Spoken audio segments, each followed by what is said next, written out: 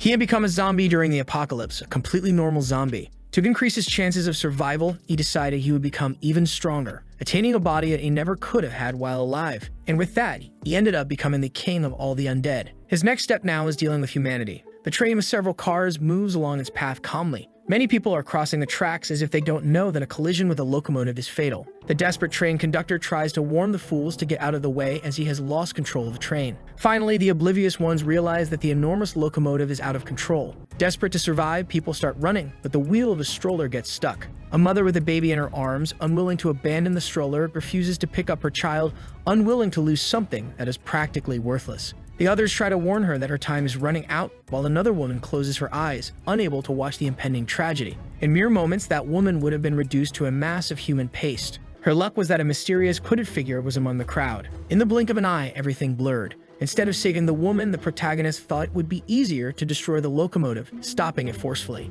The train cars derailed with the potential to cause an even greater catastrophe. However, the woman and her child were alive, struggling to comprehend what had just happened. Standing before her was that mysterious man, his face obscured from view. Turning to the woman, the protagonist asked if she was all right. Still in shock, the woman was deeply grateful for being saved. But her gratitude quickly gave way to an expression of pure terror.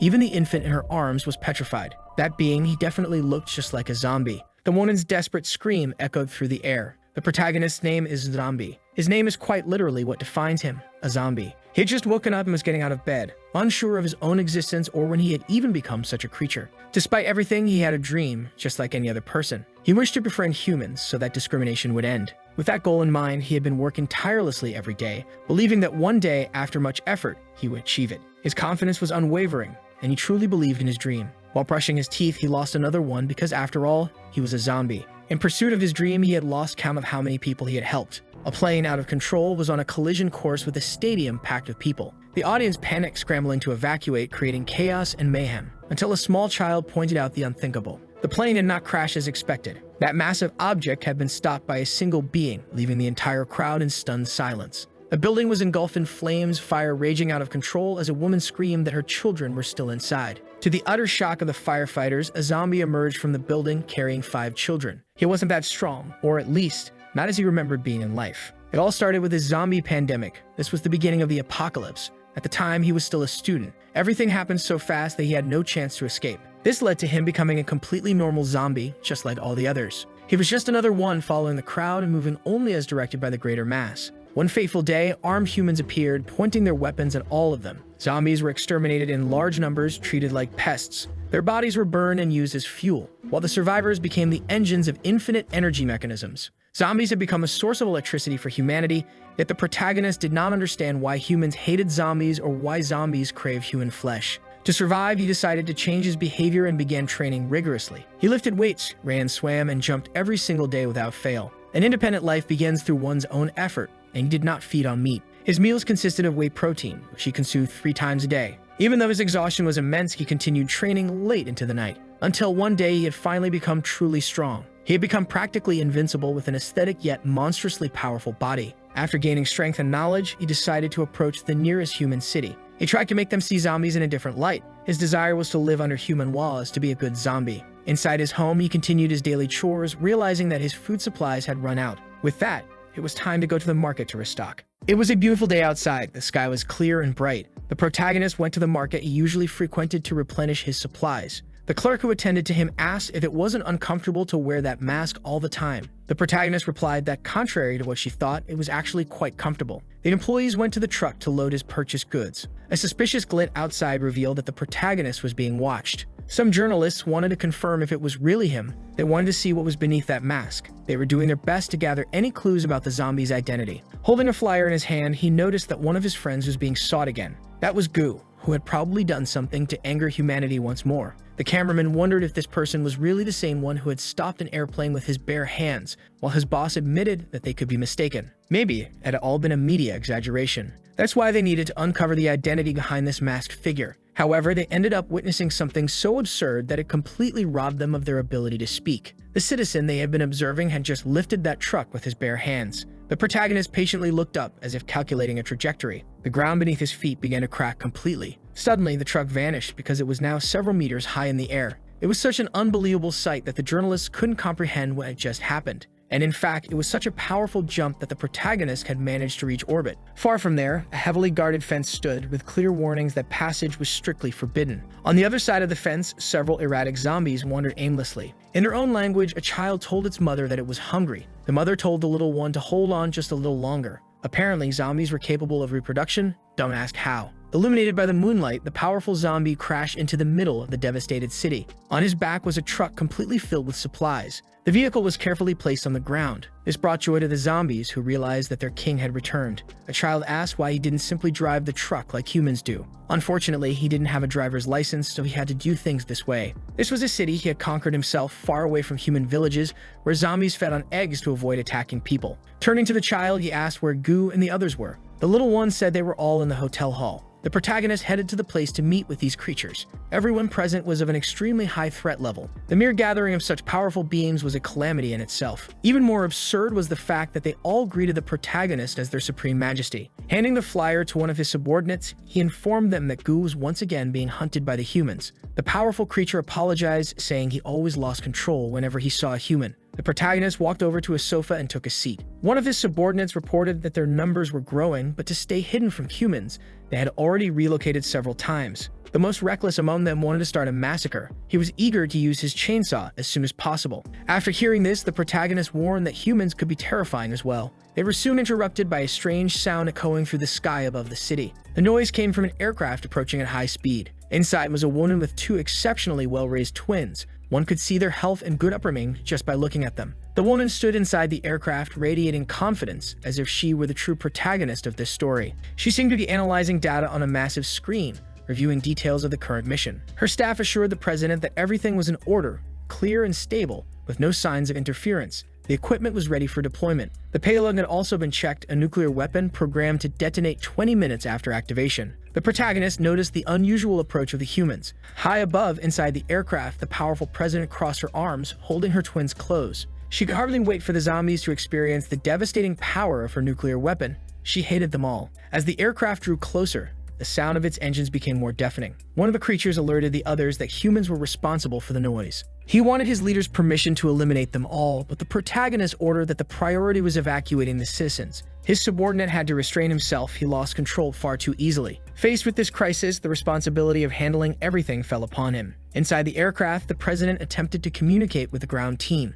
She informed the soldiers that they had 20 minutes to rescue any remaining civilians and evacuate the area. Repeating the order, the squad confirmed that they understood. At one of the aircraft's exits stood Marshall, one of humanity's greatest heroes, responsible for intercepting any powerful zombie that might appear. Clad in an impressive suit of armor and wielding a formidable sword, he patiently awaited the action. He assured the president that she could leave everything to him. If any strong zombies showed up, he would slice it down without hesitation. On the ground, the massive creatures did everything they could to continue fleeing. Elsewhere, they were being watched by a mysterious man with long hair. A bizarre-looking boy informed his superior, Faye, that the people from the Extraordinary Academy had found their zombies. A wonderful situation, because now they would get to play with these people. Pressing a button, a cage appeared filled with imprisoned humans. They were released in the middle of the zombie horde. The ground team detected human life signals and began preparing to move to that location. Properly positioned with their machine guns, they opened fire. Against safety protocol, a girl had removed her protective helmet, irritated that the zombie refused to die. The poor zombie boy shut his eyes in terror, convinced he was about to be killed once again. But standing in front of him was the great protagonist, whose sheer power was so overwhelming that even regular clothes became bulletproof just by being worn by him.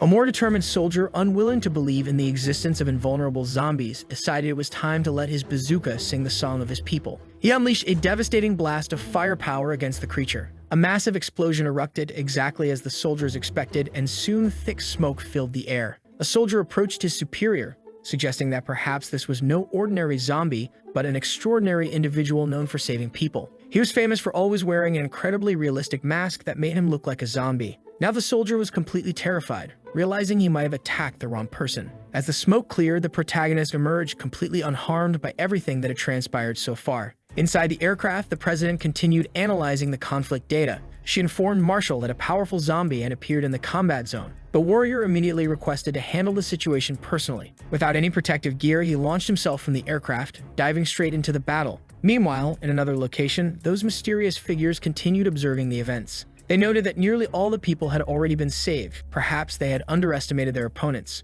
The long-haired man then declared that it was time to make things more interesting. Immediately, the rat-faced young man understood exactly what they were about to do. Amidst the horde of zombies, they activated something that began altering one of them. Its eyes changed, and one of its arms started growing uncontrollably. What had once been a completely ordinary zombie had transformed into a gigantic and dangerous monstrosity. The protagonist was still there, protecting his friends when he saw the monstrous transformation. While the creature roared wildly, the armored human rushed toward the battlefield. The ground squad received an alert about the emergence of a boss-level zombie. With that information, they immediately mobilized toward the new threat. To everyone's surprise, the squad leader immediately began to retreat without a second thought. However, his actions were soon understood correctly, still filled with remorse. If the goal was to save the life of that extraordinary person, then he had no choice. With the protagonist in his arms, he moved further and further away from the center of danger. He placed him inside the evacuation vehicle. Once inside the armored transport, he ordered the driver to speed up immediately. They had lives to save. It didn't take long for the vehicle to speed off, tires screeching. Inside the military truck, the girl expressed her curiosity about the identity of this person, especially why he always wore that same mask. Questioned so directly, the protagonist didn't know how to respond. At the heart of the battle, the ground troops were stunned. The monstrous zombie had just lifted an entire bus. Its strength was so overwhelming that it hurled the vehicle at the soldiers as if it were made of paper. Before disaster could strike, the samurai warrior arrived on the battlefield. With a single swing of his blade, he sliced the bus cleanly in two. The wreckage hit the ground, revealing how precise the cut had been. The soldiers cheered. If the samurai from the academy was here, victory was certain. Approaching the creature, the samurai ordered the soldiers to continue the evacuation. The monster was now his responsibility. Civilians were being evacuated little by little. The squad leader was informed that the dangerous zombie had already been intercepted. Among the humans, the protagonist recognized a voice that felt strangely familiar. The girl reassured him, saying not to worry. They were there to help. That's when he noticed something strange. The masked human they had fought so hard to save had disappeared. Marshall turned to the creature before him and asked if it felt any pain. The zombie roared in pure rage, completely uncontrolled. It was obvious that it had no command over its own actions. Like a wild beast, it lunged at the samurai. The warrior prepared to draw his sword. Faster than the eye could see, the samurai moved past the creature, his blade already sheathed. He had delivered countless cuts in an instant, determined to end its suffering. It all happened too fast. Marshall had executed the battle flawlessly. The zombie's body began showing signs of being sliced beyond its limits. It collapsed, torn apart, lifeless. Marshall slowly wiped his blade, convinced that his job was done. Looking at the remains on the ground, he wished the poor creature could finally rest in peace. But then faint footsteps caught his attention. Someone else was there. Seeing the unknown figure approach the fallen creature, he wondered if this was another zombie. The protagonist gazed at his former companion, grief evident in his eyes as if mourning a loss. Inside the support aircraft, the rest of the team received confirmation that the zombie had been completely eliminated. The president congratulated Marshall on his achievement, suggesting they record the event as part of his legacy. The protagonist apologized for what had happened. Not all of them were capable of controlling themselves. Hearing the mysterious figure speak in the plural, Marshall immediately assumed he was a zombie as well. Without a shred of hesitation, he had already unleashed his first strike against the protagonist. At that moment, the support team detected the emergence of yet another boss-level zombie. The young officer shrugged it off, saying there was no need to worry. Just give Marshall the order and he would finish the job. But the girl was already terrified. The samurai's signal had completely vanished. It had happened so quickly that even the president grew apprehensive about what might have occurred. Marshall's face was wounded as if he had been struck. His body was now hanging from the top of a streetlight, and the armor he once wore was gone. His life signals were faint. He had suffered severe damage. The situation was becoming dire for the humans as the evacuation had not yet been completed. Looking at the unfolding crisis, the president grew deeply and genuinely enraged. Someone needed to take action to prevent the worst from happening. Shocking her entire team, she descended from the aircraft, heading straight into the battle. Her team, alarmed, called out that she was being reckless. She couldn't just go down there all alone. She was already preparing her first strike, determined to assess the strength of this creature for herself. The protagonist was caught off guard. He hadn't expected another human to appear so quickly. The president, however, was even more astonished. Her blade had shattered as if it were made of glass. She took a moment to process what had happened, while the protagonist barely felt anything more than a slight poke on his head. Now she was truly frightened, struggling to comprehend what kind of creature could be as hard as steel. Realizing he was far stronger than she had initially assumed, she began putting distance between them. Her team warned her that due to the sheer force of her initial strike, they couldn't deploy reinforcements to assist her. Sheathing what remained of her broken blade, the president reassured them that she was fine. Seizing this brief window of opportunity, the protagonist tried to apologize, saying he had already done so with the samurai. She was stunned by his ability to speak. recognizing that this creature had to be some kind of mutant. This only made her draw an even more powerful weapon. With her enchanted blade in hand, the president prepared for another devastating attack. The protagonist grew desperate. He didn't want to fight and wished she would just listen. Brimming with aggression, the president declared that he could speak to the edge of her sword. Her first attack failed, he dodged it with ease, but that did not put an end to the battle. She had already repositioned herself, now she was behind him. He turned to find her poised to strike once more. Executing one of her signature moves, the president unleashed a sweeping slash. Everything around her was sliced cleanly by her blade, but the protagonist managed to evade the attack in true Matrix style. The strike was so powerful that even the surrounding buildings were severely damaged. Everything was happening too fast, and the protagonist was genuinely impressed by her combatability. However, the president was growing increasingly infuriated, assuming that the creature was merely toying with her. Nearby, soldiers were retrieving the injured samurai. His brutal beating had been so severe that he could barely speak. Finally, the president received word that the evacuation had been successfully completed. Now she too could retreat. Deeply focused on the heat of battle, one of her assistants urgently asked if she had heard the order. But by then, she and the protagonist were already dashing through the abandoned city, moving like two ninjas. The protagonist did everything he could to get away from the furious woman. Meanwhile, the president grew even more enraged, realizing that the creature had no intention of engaging in combat. He pointed out that if he didn't try to run, she would never stop trying to cut him down. With just a few leaps, the protagonist managed to create an efficient distance between them. This only fueled her fury even further. This time, she was determined to show him the second extension of her techniques.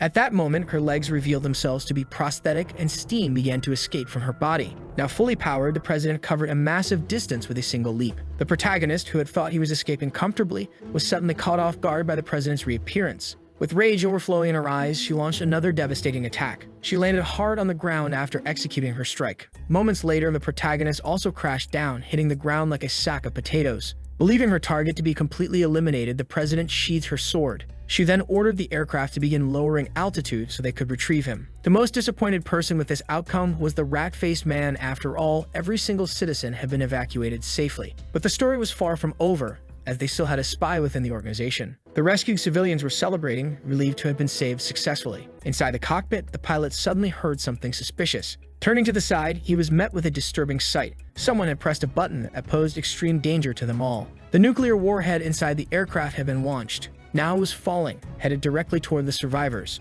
Unaware of this, the civilians continued celebrating, assuming the mission was over. The pilot quickly informed the crew that they shouldn't be celebrating. There was a spy among them, and the warhead had been deployed. Hearing these grim words, the crew was left in complete shock. The rescued civilians were now overtaken by absolute terror. It was time to inform the president there was a traitor among them, and she needed to escape immediately. Unfortunately, she was paralyzed by the sheer horror of the situation. The nuclear bomb was descending toward the city, and nothing could stop it now. They were taking the necessary measures to minimize the damage, as extracting the president was now a top priority. She tried using her prosthetic enhancements, but immediately realized something was terribly wrong. Time was running out, and fast. The president was still outside the aircraft. At that moment, she struggled to activate the acceleration of her prosthetics. She had completely drained their battery while fighting a mutant she had failed to defeat. Apparently, she had forgotten to change the power cells in her prosthetics before heading into battle, a truly regrettable mistake. Still distracted by her dead batteries, she suddenly realized that the zombie was standing right beside her, completely alive. Without a word, he grabbed her abruptly, offering no explanation. He began spinning her like a centrifuge while the president screamed desperately to be let go. Then, with tremendous force, the zombie hurled the woman toward the aircraft. She crashed into the cargo bay, landing inside safely. Now, with her crew at her side and secured within the aircraft, it was time to escape immediately. Realizing what the mutant had just done for her, the president suddenly became overwhelmed with distress. Meanwhile, the nuclear warhead continued its descent toward the abandoned city. The protagonist remained calm and confident, patiently waiting for its approach. Once again, gathering a considerable portion of his strength, he shattered the ground beneath his feet. Launching himself skyward with a powerful leap, he raced toward the ballistic missile. Now the two were on a direct collision course. Steadying one hand, the protagonist already knew exactly what he was going to do. As if it were nothing more than a simple baseball, he caught the projectile with a single hand, a feat so incomprehensible that those who witnessed it were left speechless. Immediately after, a massive explosion erupted in the sky above the city. The shockwave was so intense that it sent the aircraft into a sudden burst of turbulence. Behind them, the iconic mushroom cloud began to rise into the sky. Watching the utter devastation unfold, the president had no way of knowing if her savior had survived. The city, already abandoned, was now completely obliterated. Buildings that had once been merely desolate ruins were now almost entirely erased from existence. All the president could do was stare, convinced that nothing could have survived that. But then, unexpectedly, a scorched leg emerged from the thick smoke. The The protagonist's clothes were almost completely destroyed, with only the strategically essential areas remaining intact. He scratched a rather private part of his anatomy, seemingly unaffected, as if all that nuclear energy had only managed to cause mild discomfort. After witnessing this, the long-haired mystery man declared that it was time to leave. However, his assistant pointed out that there were still life signals within the blast radius. The long-haired man scoffed, saying this wasn't the first time they had fought against the Academy, nor would it be the last. One day, he would eliminate them all. Meanwhile, the hero's aircrafts set course back to base. Inside, the president looked utterly desolate. Some of the crew approached her, concerned about her well-being. One of them remarked that it was truly ironic. She had spent her entire life fighting against zombies, only to be saved by one in the end. Her assistant stepped forward, explaining that there had likely been a massive misunderstanding. The one who saved her wasn't a zombie at all. He was a masked hero who had recently gained a reputation and had actually been living in the city for quite some time. Holding a tablet in her hands, the president crushed it in sheer frustration. Back in the city, people began noticing something unusual. Among them, a nearly naked man was walking through the streets as if nothing had happened. The protagonist made his way to the nearest telephone booth. In the past, these booths were used for making calls, as they were equipped with landline telephones. His subordinates informed him that everyone was safe and that they were now searching for a secure place to live. Pleased with the news, he assured them that he would reunite with them soon, just as soon as he found a place to stay. Finally, the protagonist arrived at his apartment. He entered the numeric passcode to access the interior of his home. Inside the intelligence center, thanks to the city's surveillance cameras, they had finally discovered the whereabouts of the masked man. The protagonist glanced to the side, still deeply puzzled by everything that was happening. The women in the room were equally shocked upon seeing him on the monitor. He was practically half naked. Once inside his apartment, the protagonist hung some clothes to dry outside. Meanwhile, inside, he resumed his workout, motivating himself as he looked at a photograph. In it, he was gathered with the strongest of his associates. He hoped they had found his safe place, as he was eager to reunite with them soon. Suddenly, the president burst through his apartment door, startling him. She ordered her men to take every single piece of furniture. Nothing was to be left behind. Immediately, they obeyed her orders. Shocked, the protagonist demanded to know who they were, threatening to call the police. The president held out a piece of paper in front of his face, expecting him to understand the message. They were from the Academy of the Beyond, and they had come to inform him that he had been accepted. From that day forward, the protagonist was now a member of their organization. Discreetly, she gave an order to one of the security guards who had been accompanying her. The man grabbed the protagonist by the hand, who still had no idea what was going on. He tried to protest, saying he was a zombie and couldn't possibly go to school, but they simply assumed he was just a human with an extremely convincing disguise. After a brief exchange, they were all outside. One of the assistants pointed out that this was a bit inappropriate. The Academy had extremely rigorous selection criteria, and since the place was highly organized, he wouldn't even have a room ready upon arrival. For the president, however, that was not a problem. He would simply stay in her apartment. Once inside the president's apartment, the security team began placing his furniture in the new space. Finally, all the heavy lifting was done. The guards politely took their leave, leaving the protagonist standing there, unsure of what to do. The president watched him intently, while he remained extremely uneasy about everything that had just happened. Feeling utterly embarrassed by the situation, he hesitantly asked if he would be staying there permanently, and more importantly, where he would be sleeping. To the president, it was obvious. He would stay there. She didn't understand why he kept insisting on the sleeping arrangement, even jokingly asking if he wanted to sleep next to her. Flustered, he quickly tried to correct himself, saying that wasn't what he meant. She must have misunderstood. But all he could think about was how absurd it was for a human and a zombie to share the same bed. Sensing his discomfort, the powerful president reassured him that he would be sleeping in the guest room. After that clarification, he tried once more to explain his identity, insisting that he was, in fact, a zombie. While he was speaking, the president began adjusting her prosthetic legs. That immediately caught the protagonist's attention. He hadn't noticed them before. Seeing her remove one of the prosthetics, he instantly panicked, demanding to know what had happened to her legs. With complete nonchalance, she casually replied that she had cut them off herself. Then, tilting her head, she asked if he had a problem with that. Without hesitation, he quickly assured her that he did not. She let out a deep sigh, lost in thought as she recalled the events that had led to her decision. The zombie outbreak happened when she was just a child. Her parents were infected almost immediately, and they ended up biting her legs. To survive, she had no choice but to defeat her own parents and cut off her legs. That was why she harbored such a deep, genuine hatred for all zombies, dedicating her entire life to their complete extermination. After this brief but not so bitter explanation, the protagonist began sweating nervously, realizing it would be best to avoid certain topics. Noticing that she had interrupted something he was saying earlier, she asked what it was about. He brushed it off, saying it was nothing, just nonsense, and that it was better if she hadn't heard it. Quickly changing the subject, he asked about this Academy of the Beyond. Violet, the president, explained that it was an organization specialized in perfecting ways to combat zombies. It had existed for over 1,000 years, founded 2 centuries after the first zombie pandemic outbreak. Its sole purpose was to fight against the creatures, and over the centuries, it had produced countless talents. The protagonist's memories were unclear, but he was certain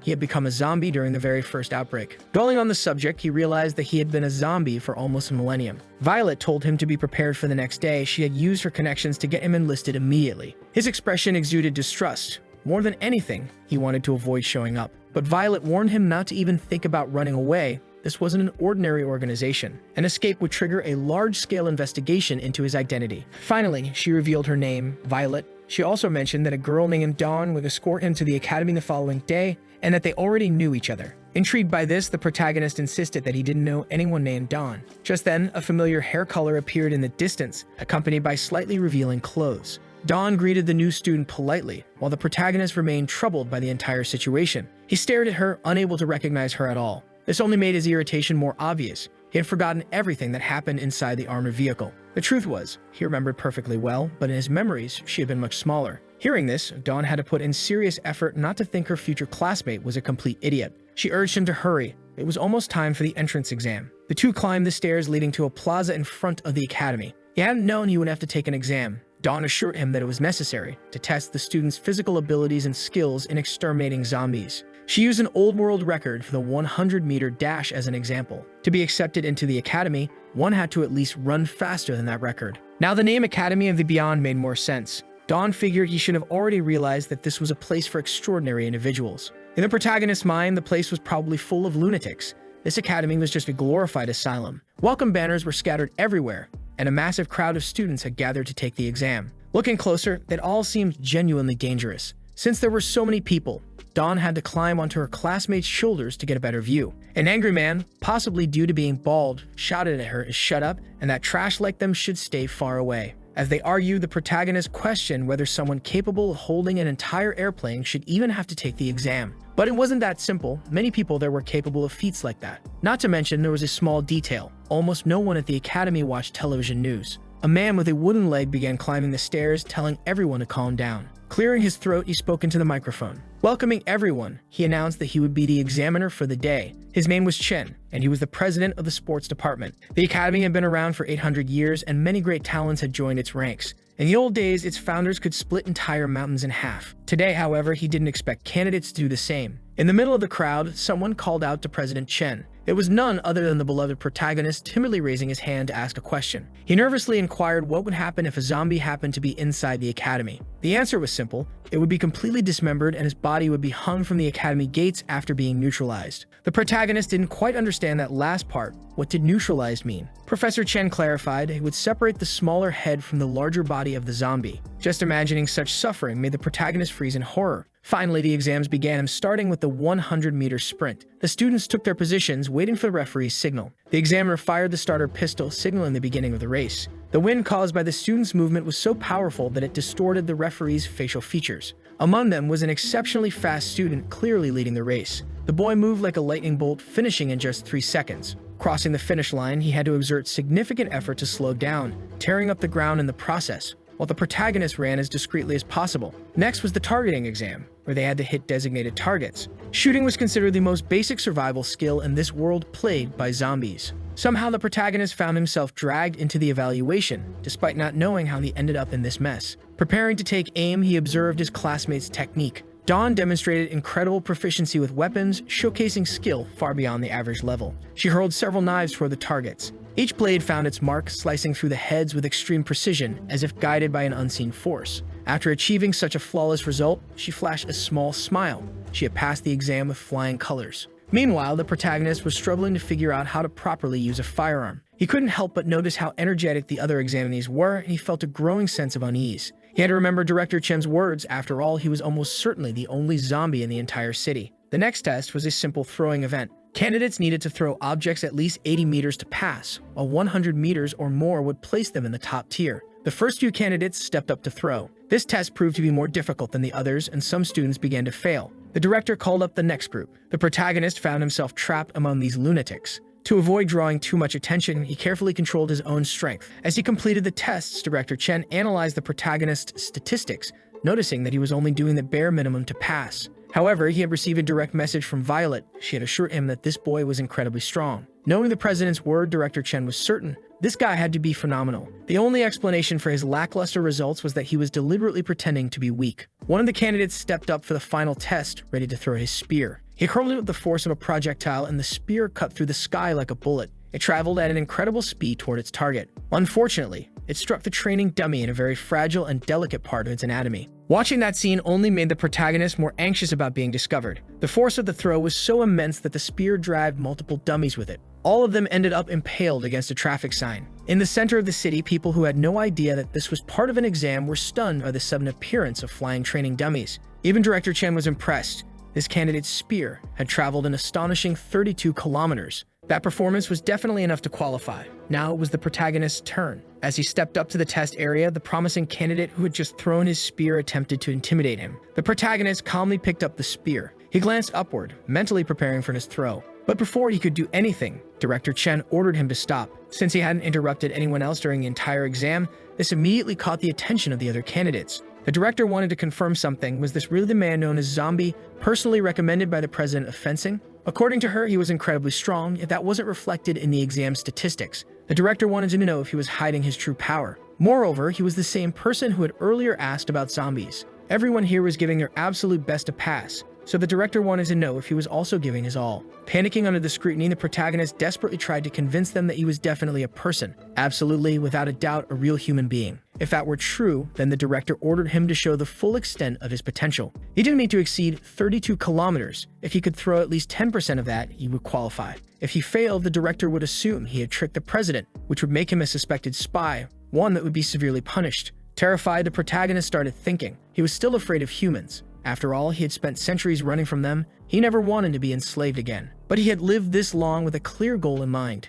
Determined, he resolved to throw the spear as far as he could. Because of this unusual interaction with the director, all eyes were on him. For the first time in the entire exam, he focused seriously. He remembered the suffering of his strength training, the pain of the bench press, the agony of countless failed bicep curls. The sheer power within his body began to accumulate so intensely that the ground beneath him started to crack apart. Then he threw the spear. A massive shockwave erupted from the force, sending a wave of intimidation through the other candidates. His throw was so powerful that it destroyed a satellite in Earth's orbit. If it weren't for the moon acting as a barrier, the spear would have continued traveling into deep space. The sheer force of his throw violently launched multiple candidates across the field. The ground beneath them had been completely obliterated. Faced with such an overwhelming display of raw strength, even Director Chen was left utterly speechless. The fact was, if one could see the moon in greater detail, they would notice the damage left by the spear. All of this was caused by just a small fraction of the protagonist's power. After the shockwave, the other examinees began falling from the sky, as if it were raining failures. The protagonist needed a moment to regain himself. Even his facial expression had changed from the sheer intensity of what had just happened. He stared at the moon still fixed in the sky,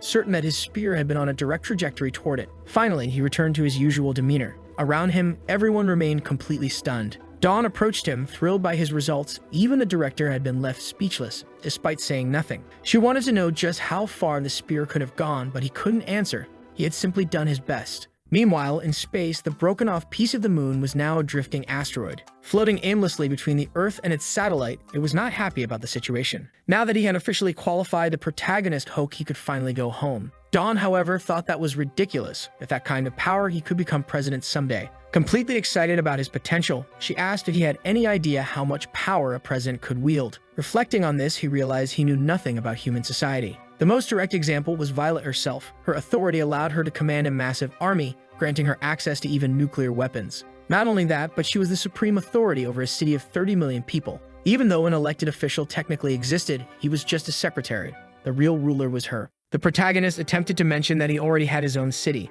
but Dawn ignored him entirely, driving him somewhere else. They had now arrived at the biotechnology department, the place where special weapons were crafted, also known as the logistics department. As they strolled through the facility, something peculiar caught the protagonist's eye. In front of him was a small photograph of what appeared to be a happy family. The picture belonged to Professor Jamie, who was presumed to be dead. He was the former president of this department. After losing his wife, he had become obsessed with crazy experiments, ones that involved both humans and zombies. Because of this, he had been fired for going completely insane. Just then, a woman wearing glasses greeted them, asking if they were new students and if they had passed the academy's entrance exam. And indeed, they had both been officially admitted. Zombie wanted to know who this woman was. Dawn explained that she was Professor Jamie's adopted daughter and that she was now the current head of the biotechnology department. Inviting them to sit down, she asked what kind of equipment they would need. With a gleam in her eyes, Dawn eagerly requested something that would allow her to carry even more weapons. Her childish imagination suggested a skirt that could hide a massive machine gun. In short, she would be joining the group of gunners. Then the scientist turned to the protagonist, wanting to know what he wanted. But after asking the question, she received no answer. Revealing his severely low self-esteem, Zombie timidly asked if she had actually been talking to him. Upon getting a better look at his face, the woman suddenly went pale with terror. She had immediately realized he was a zombie. Dawn, still smiling, brushed it off, insisting that it was just a really convincing mask. The scientist, now fully alarmed, asked if Dawn was just stupid or actively choosing to ignore reality. That was clearly a zombie. At this point, Zombie was already trembling in fear. Dawn insisted that she wasn't lying. She had seen part of his face during the last exam. Now a little calmer, the scientist hesitated. If he were truly a zombie, wouldn't he have attacked someone by now? Still, she repeated her question. What kind of equipment did he want? After thinking for a moment, he confirmed that whenever he used his strength, he always ended up going home naked. So his request was simple. He wanted clothes that would never tear. An unusual request, one that made the scientist pause and think. She noted down the requests, a girl who wanted to carry more weapons and a zombie who just didn't want to end up naked. Meanwhile, in the reserved fencing area, a group was gathered in deep thought. Among them was Marshall, who had been completely obliterated by the protagonist. A woman lay on a bench, a book covering her face, waiting to hear the report. The samurai explained that his opponent was truly powerful. The moment he attacked, his vision had gone completely black, and in the very next second, his body was already dangling from a streetlight. The woman wanted to know if the president of his division would be capable of defeating this creature. Without hesitation, the samurai admitted that this being was even stronger than his own president. Finally, the woman sat up, slamming her book onto the table. She wanted to know the name of the person who had defeated him. A blue-haired woman leaned in, listening intently for the answer. After hearing it, she dismissed him, saying he was free to go. Her name was Zhang Lanqi, and she was the president of the Sword Division. There was fierce rivalry between the Sword Division and the Blade Division. As he left, the samurai wished her a good day. During the theory class, students were learning about zombie habits. They discovered that zombies also enjoyed eating eggs, and that this knowledge could be used to set traps. Zombie appeared to be a very dedicated student, diligently taking notes on everything he heard. Dawn grew curious about what he was writing and asked what he was doing. He told her he wanted to share this knowledge with his family. Of all the things he could have said, this was definitely not what she'd expected. Suddenly, a loud announcement echoed through the school, summoning everyone to the gymnasium immediately. Dawn found this sudden gathering odd. It hadn't been long since they had all last assembled. Slowly, students began filling the center of the gym. They just wanted to know what was going on while casually eating their ice cream. Violet ordered them to be silent. Meanwhile, Dawn was amazed that her classmate could still eat while wearing a mask. He tried explaining how it was possible, but as he spoke, a group of individuals began approaching. The blue-haired girl watched the protagonist from a distance, unimpressed. Since he had fallen in battle before, she assumed he couldn't be that strong. She asked if she should go over and test this boy. Her president gave her approval. Immediately, she unsheathed her sword. But before anything could happen, a new group of individuals entered the gymnasium. At the front was the chief, followed by an army of robots. His mere presence was enough to make all the students start moving. Dawn quickly ordered her classmate to stop staring and bow. This was the Department of Mechanical Life. As the machines filled the hall, everyone bowed in silence. The presidents exchanged brief glances. He warned the girl not to start any conflicts in that place. Facing the reprimand, she said she would be leaving. But as she walked away, she asked if they were still planning to test the boy's abilities somehow. However, there was a quick change of plans. The chief was far more important than this boy, and she only respected the truly strong. The chief approached Violet, acknowledging that she had been working hard, but she simply replied that it was just her job. Zombie wondered if there was something going on between the two of them. The atmosphere had completely changed. Looking at his classmate, he asked if the chief was really such a powerful figure. Dawn then reminded him of Professor Jamie, the man who had been exiled from the academy. The chief was an enhanced version of a modern human, the masterpiece of that insane professor. The only one among thousands to survive brutal experiments, he now ruled a city of 50 million inhabitants. And in 10 years of leadership, not a single zombie had appeared in his city. The mere sighting of a single strand of zombie hair led to the violent cleansing of the entire area. Stepping onto the stage, the chief announced that he would be brief. Though they were all newcomers, the academy needed help. The students listened in complete silence. Looking at one of his machines, he ordered a projection to be displayed immediately. From what seemed like the eye on his face, a hologram of a seated person was projected. This was a spy they had captured months ago. Because of him, a nuclear disaster had nearly occurred. Zombie immediately boiled with rage. This was the man who had fired the nuclear weapon at him. Even though the spy deserved to be punished, he possessed information too valuable to be disposed of. He was a loyal subordinate of Professor Jamie.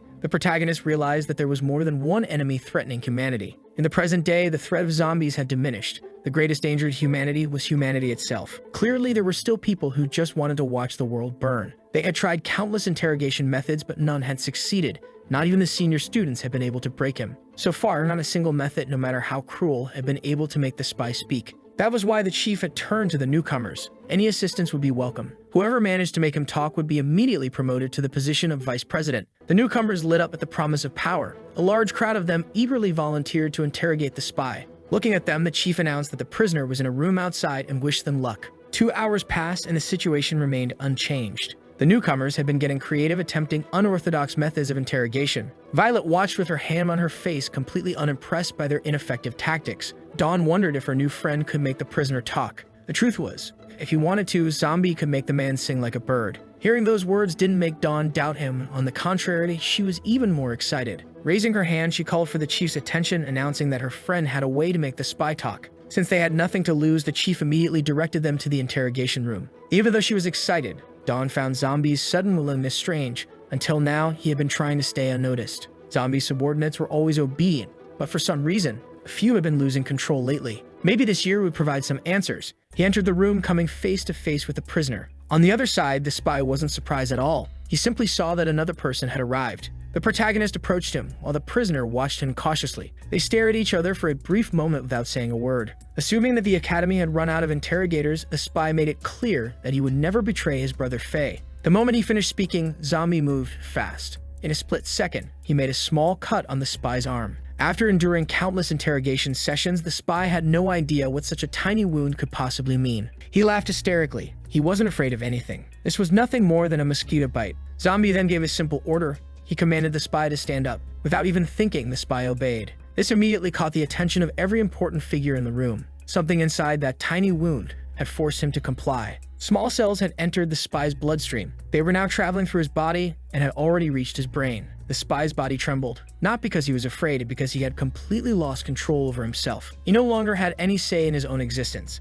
Zombie's first question was simple: his name. The answer came immediately. His name was Sho Kai. Dawn was shocked. She had just witnessed her friend's ability to control someone's mind. Presuming that as Jamie's subordinate, the spy must know a lot, the protagonist asked if that was the case. The young man confirmed he knew almost everything. With that in mind, Zombie wanted to know why the zombies were losing control. The answer was a drug, one that had been secretly released into the city. Zombies who consumed it would go berserk, and in some cases, they could even be controlled remotely. They sent these zombies to attack humans, collecting combat data to analyze the Academy of the Beyond. The protagonist demanded to know why they were doing this. The spy didn't know the full answer, but he did know that his superior was excited. Jamie was gathering critical data for some unknown purpose. When asked where Jamie was now, the spy revealed that he was in a secret base 500 meters underground beneath City-ish. After hearing the answer, Zombie ordered the spy to turn his back to him. As he left the room, he spoke in zombie language, saying that humans were hateful creatures, and that the virus inside the spy's brain could end his life whenever Zombie wished. But instead, he hoped that the man would be able to change his path. The spy understood the message, and the door shut behind the protagonist as he walked away. Meanwhile, Professor Jamie was exactly where the spy had said. They had already received intel that their captured agent had revealed important information. The Academy of the Beyond likely knew their exact location now. Even so, Jamie remained deep in thought. This wasn't important to him. They had to continue their research. In fact, he was glad the Academy was coming to him. His assistant panicked. This was far too dangerous. But since the experiment was nearing completion, Jamie wasn't worried at all. Walking up to one of his creations, he declared that the timing was perfect. He wanted his enemies to witness this historic moment, the birth of a new form of life. Zombie walked out of the interrogation room as if nothing had happened. Outside, he was watched with fear by the other students. Whispers spread among those who had seen what he had done. Even Violet looked uneasy. The true scale of his power was starting to sink in. The blue-haired woman was just as intrigued by what had happened. It was unanimous. Everyone now believed that somehow he had the ability to control minds. The chief began clapping, saying that Zombie had done an excellent job. He declared that this new generation would surpass the old one. He hadn't expected such a talent to appear among the freshmen. Since he had promised to make him vice president,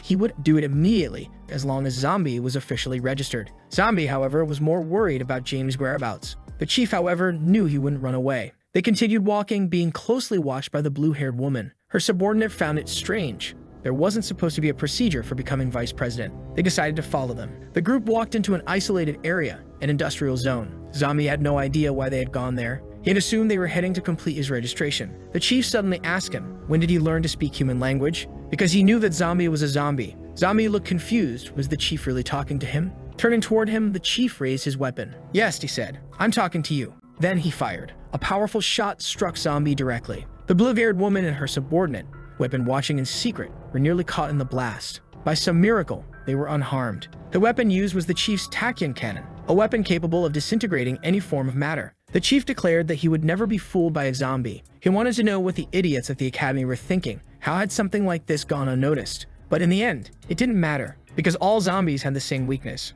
their heads. And with their heads destroyed, they stopped moving. This zombie had entered a place he never should have. The protagonist's hand was already reaching for the chief's face. A series of rapid movements followed, until a wall was obliterated, sending debris flying everywhere. The chief suddenly found himself with Zombie's hand gripping his throat. At that very moment, other figures emerged. The robots that always followed the chief appeared instantly. They fired their powerful beams without hesitation. A massive explosion erupted, engulfing the entire area. When the smoke cleared, the protagonist stood, holding a destroyed combat drone. Taking advantage of the chaos, the chief had escaped, jumping to safety. Dragging his feet across the cold concrete, he was still in shock. He couldn't comprehend what had just happened. His robots had been completely obliterated. That zombie should be dead. No headless body should be able to move. And yet, the headless body was still active. The blue-haired woman and her subordinate were just as stunned as the chief. Without saying a word, Zombie kept fighting. The chief had to stay completely focused, because he had barely avoided being decapitated himself. Somehow, he managed to dodge every attack thrown at him. Managing to buy some time, the chief prepared his cannon once again.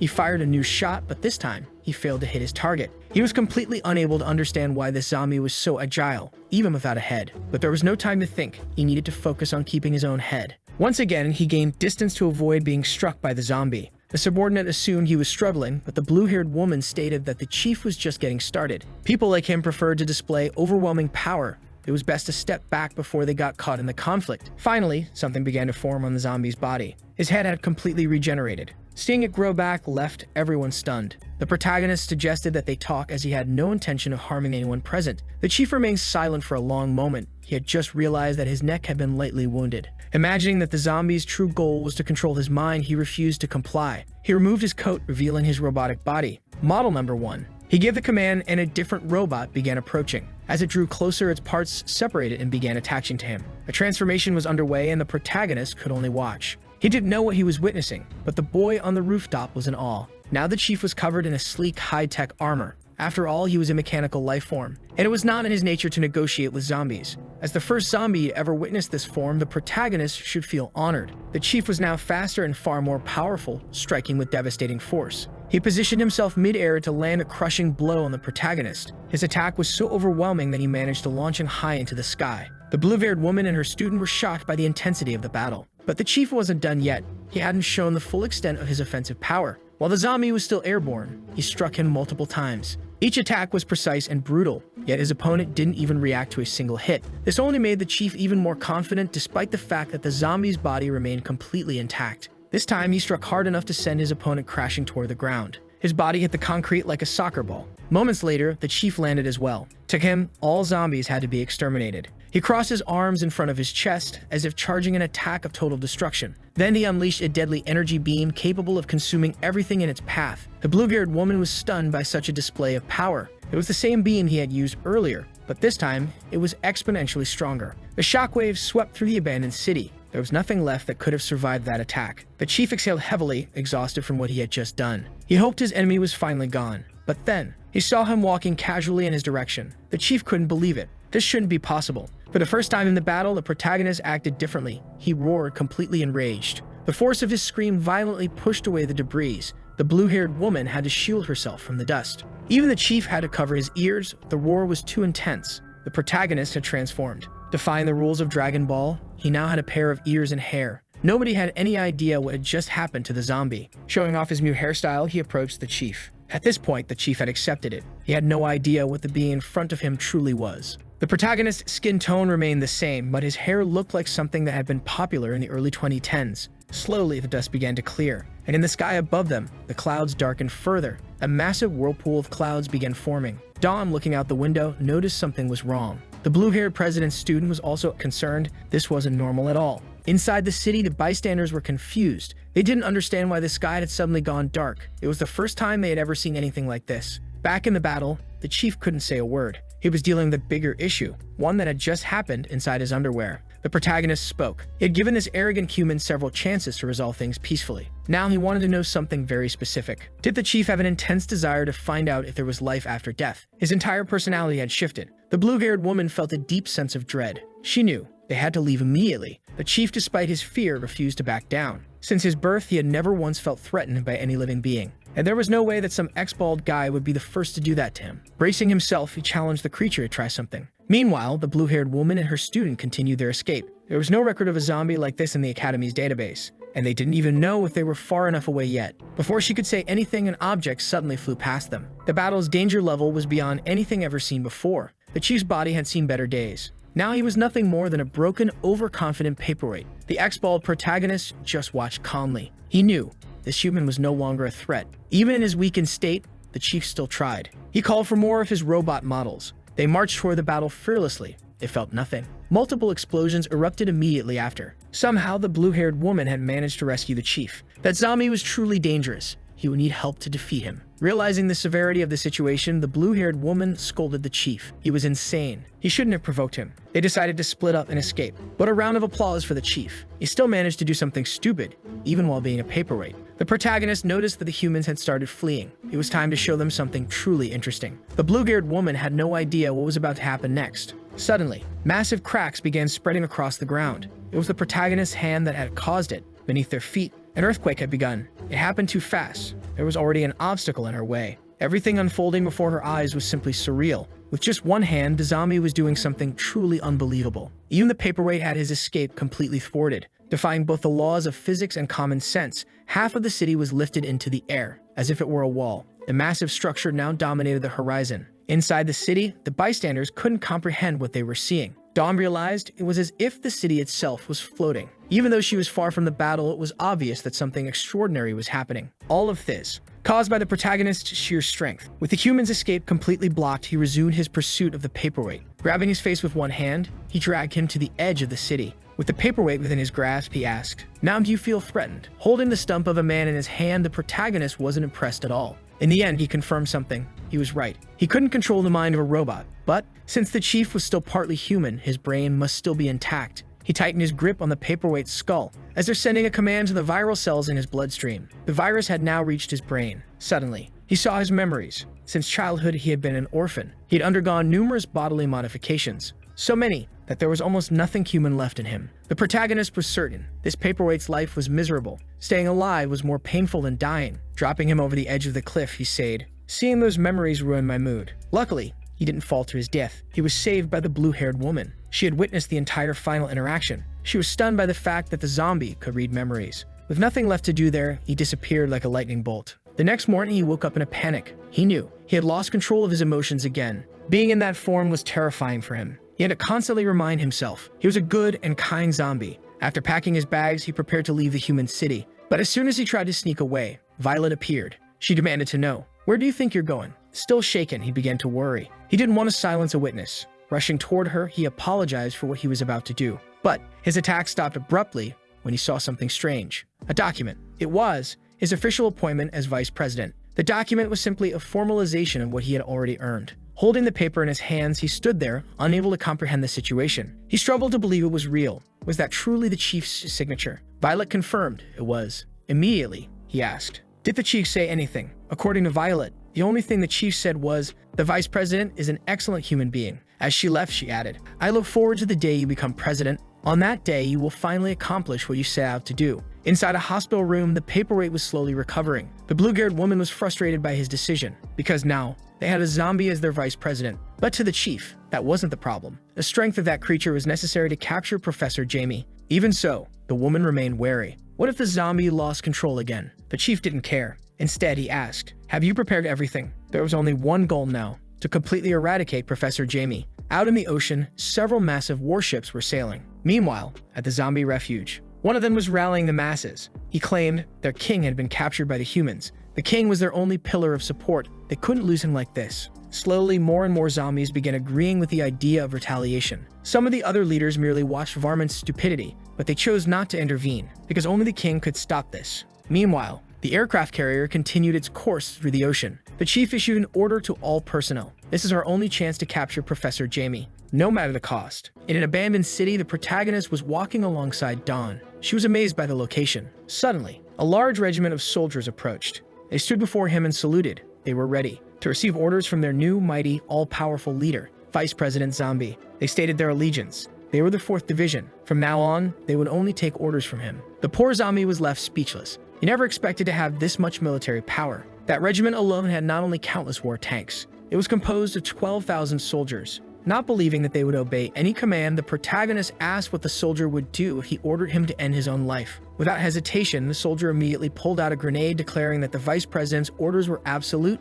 It had been an honor to serve him. The zombie panicked and quickly told him to stop. He had only been joking. He had to throw the grenade far away before he could finally breathe a sigh of relief. A side character with protagonist syndrome struggled to accept the vice president's authority, assuming he must be weak. He couldn't understand why someone so fragile was in charge of such a critical region. They introduced themselves as members of the Academy of Stainless Steel. They had been sent to assist with capturing the target. Dawn recognized them immediately. It was President Bang and Vice President Chui. They looked incredibly strong. Meanwhile, on the aircraft carrier, a samurai questioned his presence on this mission. He didn't understand why he had been deployed or how a newcomer had been promoted to vice president. The blue-haired woman reminded him that he had been sent to assist, not to voice his opinions. He needed to understand his place. Gang, however, was still confused. Why had a rookie been put in charge of such a strategic position? The chief casually replied, "If you don't believe in him, the rookie can beat you until you cry." Gang laughed, thinking it was a bluff. He was certain he was stronger than the chief. Inside his fortress, Professor Jamie observed a massive military mobilization. The city where he was hiding was completely surrounded by enemies.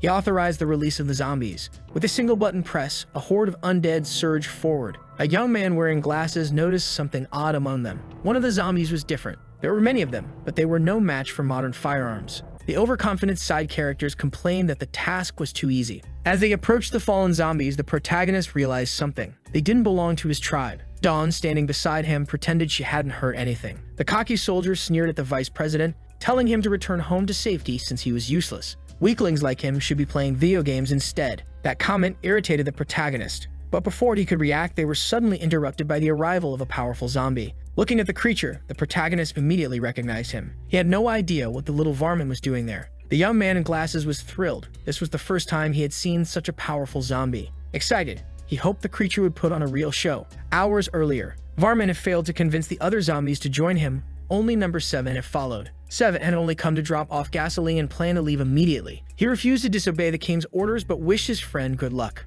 Varmint was confident that the king wouldn't find out. He called his companion a coward. Brimming with self-assurance, he declared that he didn't meet anyone. He could wipe out the humans on his own. Then, he suddenly caught a strange scent. There was that smell that alerted the mad scientist to his presence. And just like that, the little varmint had encountered the human forces. Dawn had no idea what that creature was. Meanwhile, the protagonist was worried about his friend. Varmint began drinking straight from the gasoline canister. The liquid poured down his body from his ravenous consumption. Dawn was completely baffled by what she was witnessing. Finally, the zombie revved up his chainsaw. With a furious roar, he prepared to begin the slaughter. The sound was so intense that windows shattered, while Dawn covered her ears. Even the other soldiers had to shield themselves from the noise. The only one unaffected was the protagonist. The sonic shockwave was so powerful that it threw people flying in every direction. Dawn was growing more terrified by the second. This creature was dangerous. Varmint, filled with rage, declared his intent to eliminate all humans. One of the stainless steel soldiers was excited at the chance to fight. He believed he could win. The vice president didn't hesitate. He grabbed Dawn by the arm and started running. She didn't understand why they were fleeing.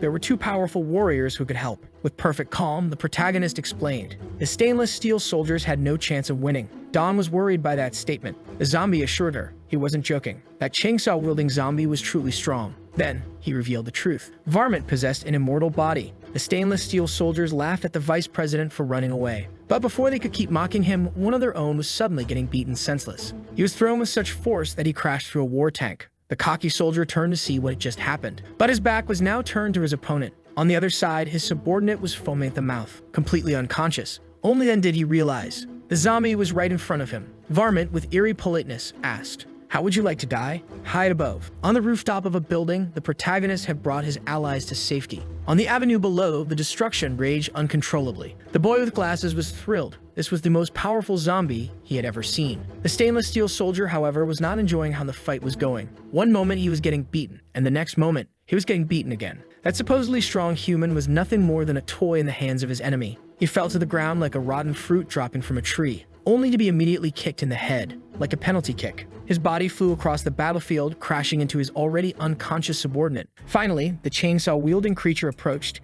his weapon still revving viciously. It was in that moment that the stainless steel soldier realized he would never be able to wear that pair of underwear again. If not for the blade on his arm, he would have had a very unpleasant time. Up on the rooftop, the protagonist silently observed the battle. Dawn was nervous, but she was certain that soldier would not survive much longer. Below them, the stainless steel soldier did his best to turn the fight around. He stared deeply into the creature's eyes, only to freeze in terror and cry out for his mother. He didn't want to die like this. A genuinely embarrassing moment witnessed by two people who wished they hadn't seen it. Meanwhile, hidden in his laboratory, the mad scientist was delighting in the suffering of humans. The beating continued while the protagonist simply watched. Regular soldiers couldn't be deployed, it would be completely useless. Filled with fear, one of them asked the vice president, "What are you going to do?" In truth, the protagonist didn't understand why his own subordinate hadn't recognized him. Turning to Dawn, he said, "You'll be responsible for bringing that thing to its senses, through violence." Dawn panicked immediately. She was certain that she wasn't capable of doing anything. Then the vice president extended his hand. He asked her to hold out her arm. Then he bit her. Dawn screamed in shock. It took her a moment to process what had just happened. She thought he was about to control her mind and turn her into a puppet.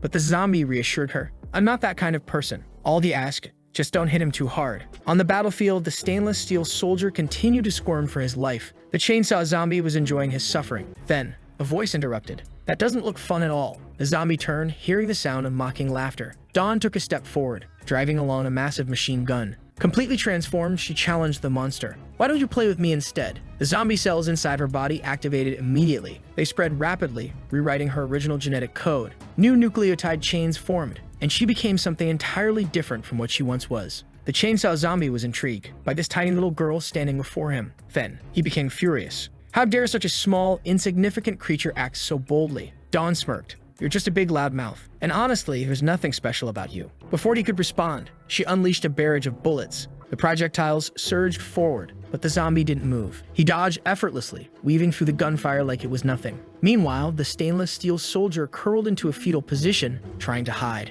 The poor guy was crying, praying that no one would find out what had happened to his underwear. The battle grew fiercer. The other stainless steel soldier took the opportunity to rescue his commander. By now, Dawn had closed the distance. She could land a powerful strike, but instead, she shoved multiple grenades into the chainsaw zombie's mouth. "This is just dessert," she whispered. Then, she detonated them. The explosion sent her flying backward, but the chainsaw zombie simply dusted himself off. That didn't even hurt. Actually, it tickled. Before he could finish his sentence, Dawn punched him in the face. Over and over. She was having fun. She liked the fact that he was a resilient punching bag. Terrified, the soldier asked the vice president, "What did you do to her?" And he learned her genes had been modified. Without a doubt, she could still become even stronger. Finally, Varmint admitted he was starting to feel pain. Meanwhile, Dawn grinned uncontrollably. She loved this feeling. The stainless steel soldiers didn't know what was scarier at this point. Without hesitation, Varmint declared, "That little strength of yours isn't enough to stop me." But he was abruptly caught off guard. The girl had already jumped onto his chainsaw. She landed a powerful kick to his face,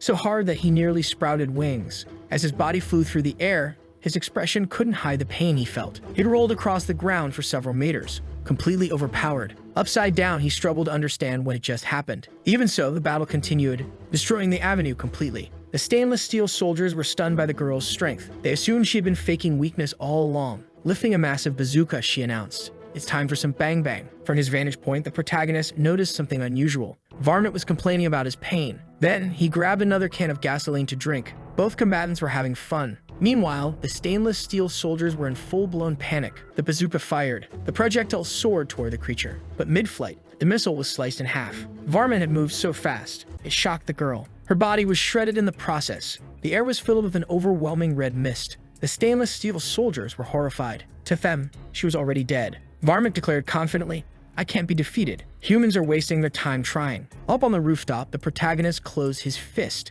That single gesture was enough to command the zombie cells to do their magic. Her body began regenerating completely.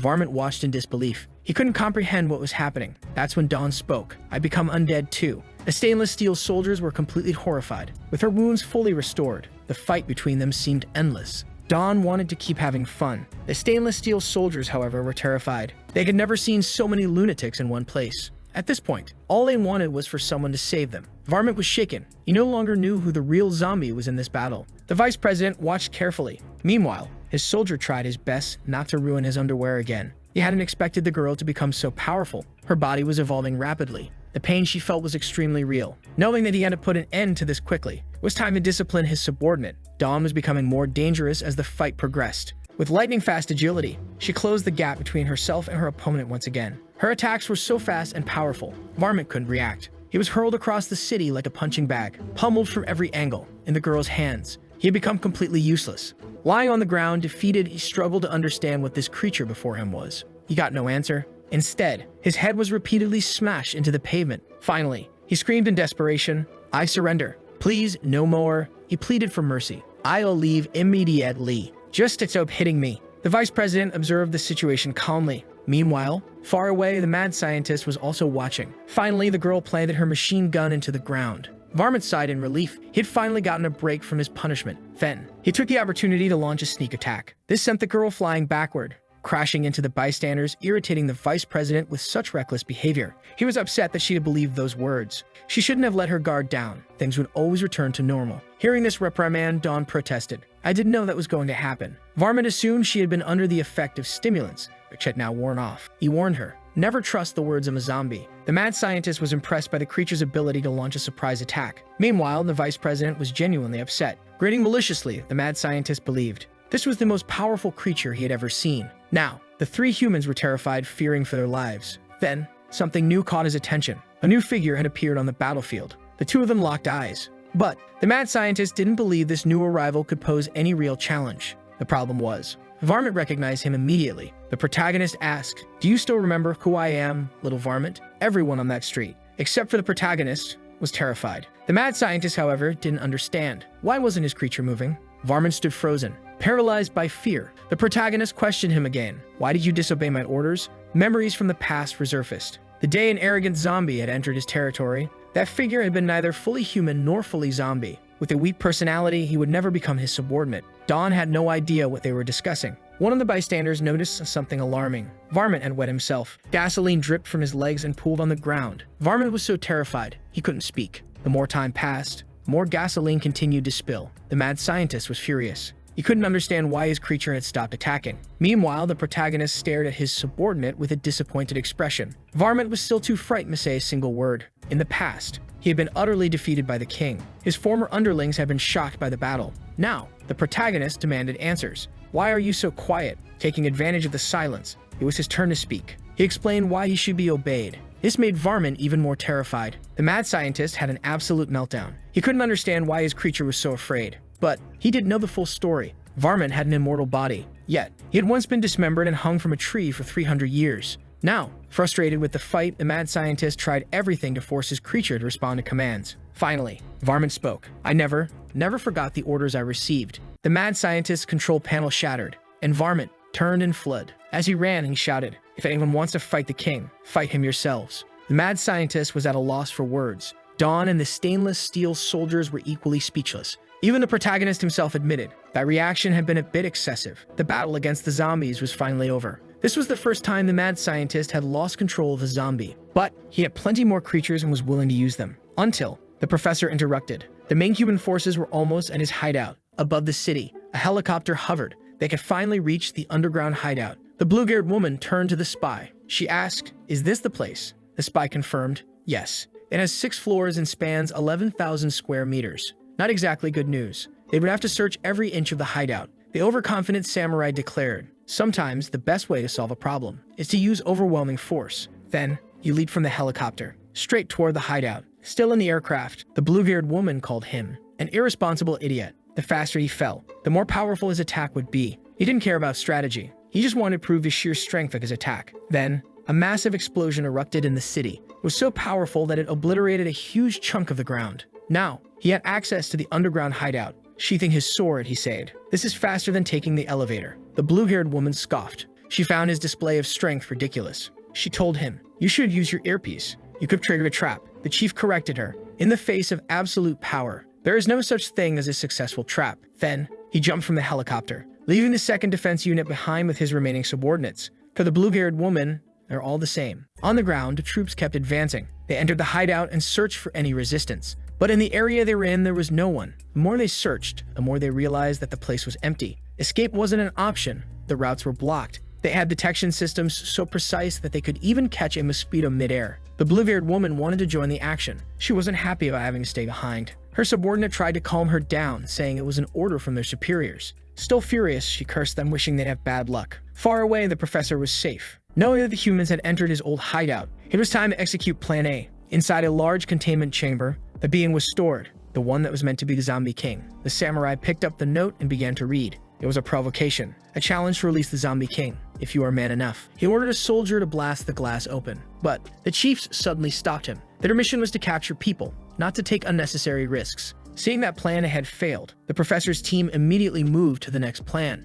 A countdown began. With barely any time to react, a massive explosion erupted. The soldiers did their best to protect themselves. As the smoke cleared, the chief watched carefully. The cocky samurai wasn't impressed by the trap. Then the mad scientist announced, "The containment chamber has been opened." The professor smiled. Finally, humanity will meet its end. The dawn of a new species. He wanted his creation to wipe out all life, including his own. The steel samurai waited to see what kind of creature would emerge. He never expected that the zombie king would be just a small child. Both the chief and the steel samurai were confused. The chief warned the samurai to be cautious. It may look fragile, but it could be extremely dangerous. The samurai attacked immediately, but the creature was even faster. The chief was shocked. "It's powerful," he confirmed. He immediately ordered everyone to evacuate. The top priority was ensuring that his soldiers escaped. The masses of fools ran desperately toward the exit. But the steel samurai wasn't satisfied with the outcome. He launched another attack. This time, he managed to split the creature in two, literally. Each half of the zombie gave birth to a new one. Of all the possible outcomes,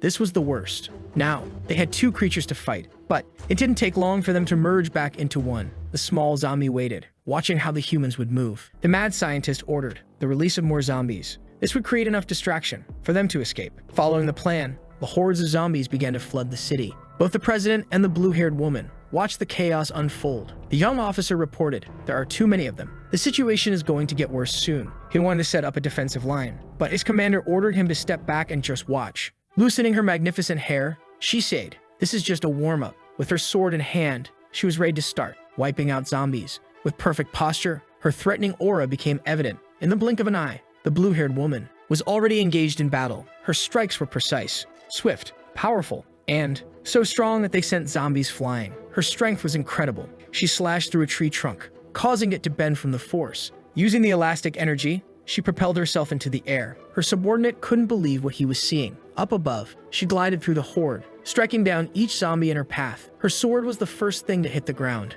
Then, she landed gracefully, balancing perfectly atop the blade. Then, a light drizzle of zombie remains began to fall over the city. The young officer was completely stunned. He never imagined his commander was this strong. Looking at the meal on his plate, he realized something. She was truly amazing. If their enemies wanted to use chaos as a distraction for escape, they needed to rethink that strategy. The mad scientist was frustrated. That crazy woman had eliminated all the zombies they had released. He was certain this wouldn't have happened if they still had the chainsaw zombie. However, more zombies were spreading through the city. Discreetly, two of the protagonist's subordinates watched the movement. They wore masks to protect themselves from the airborne agent that made zombies lose control. The man who looked like a lone shark approached a nearby zombie to ask if he had seen his colleague, but the creature was very rude to him, telling him to get lost. Annoyed, he muttered that the creatures in that place were very unfriendly. Their mission was to find their runaway friend to avoid a possible punishment from the king. In the lowest level of the underground hideout, the so-called strongest zombie remained motionless.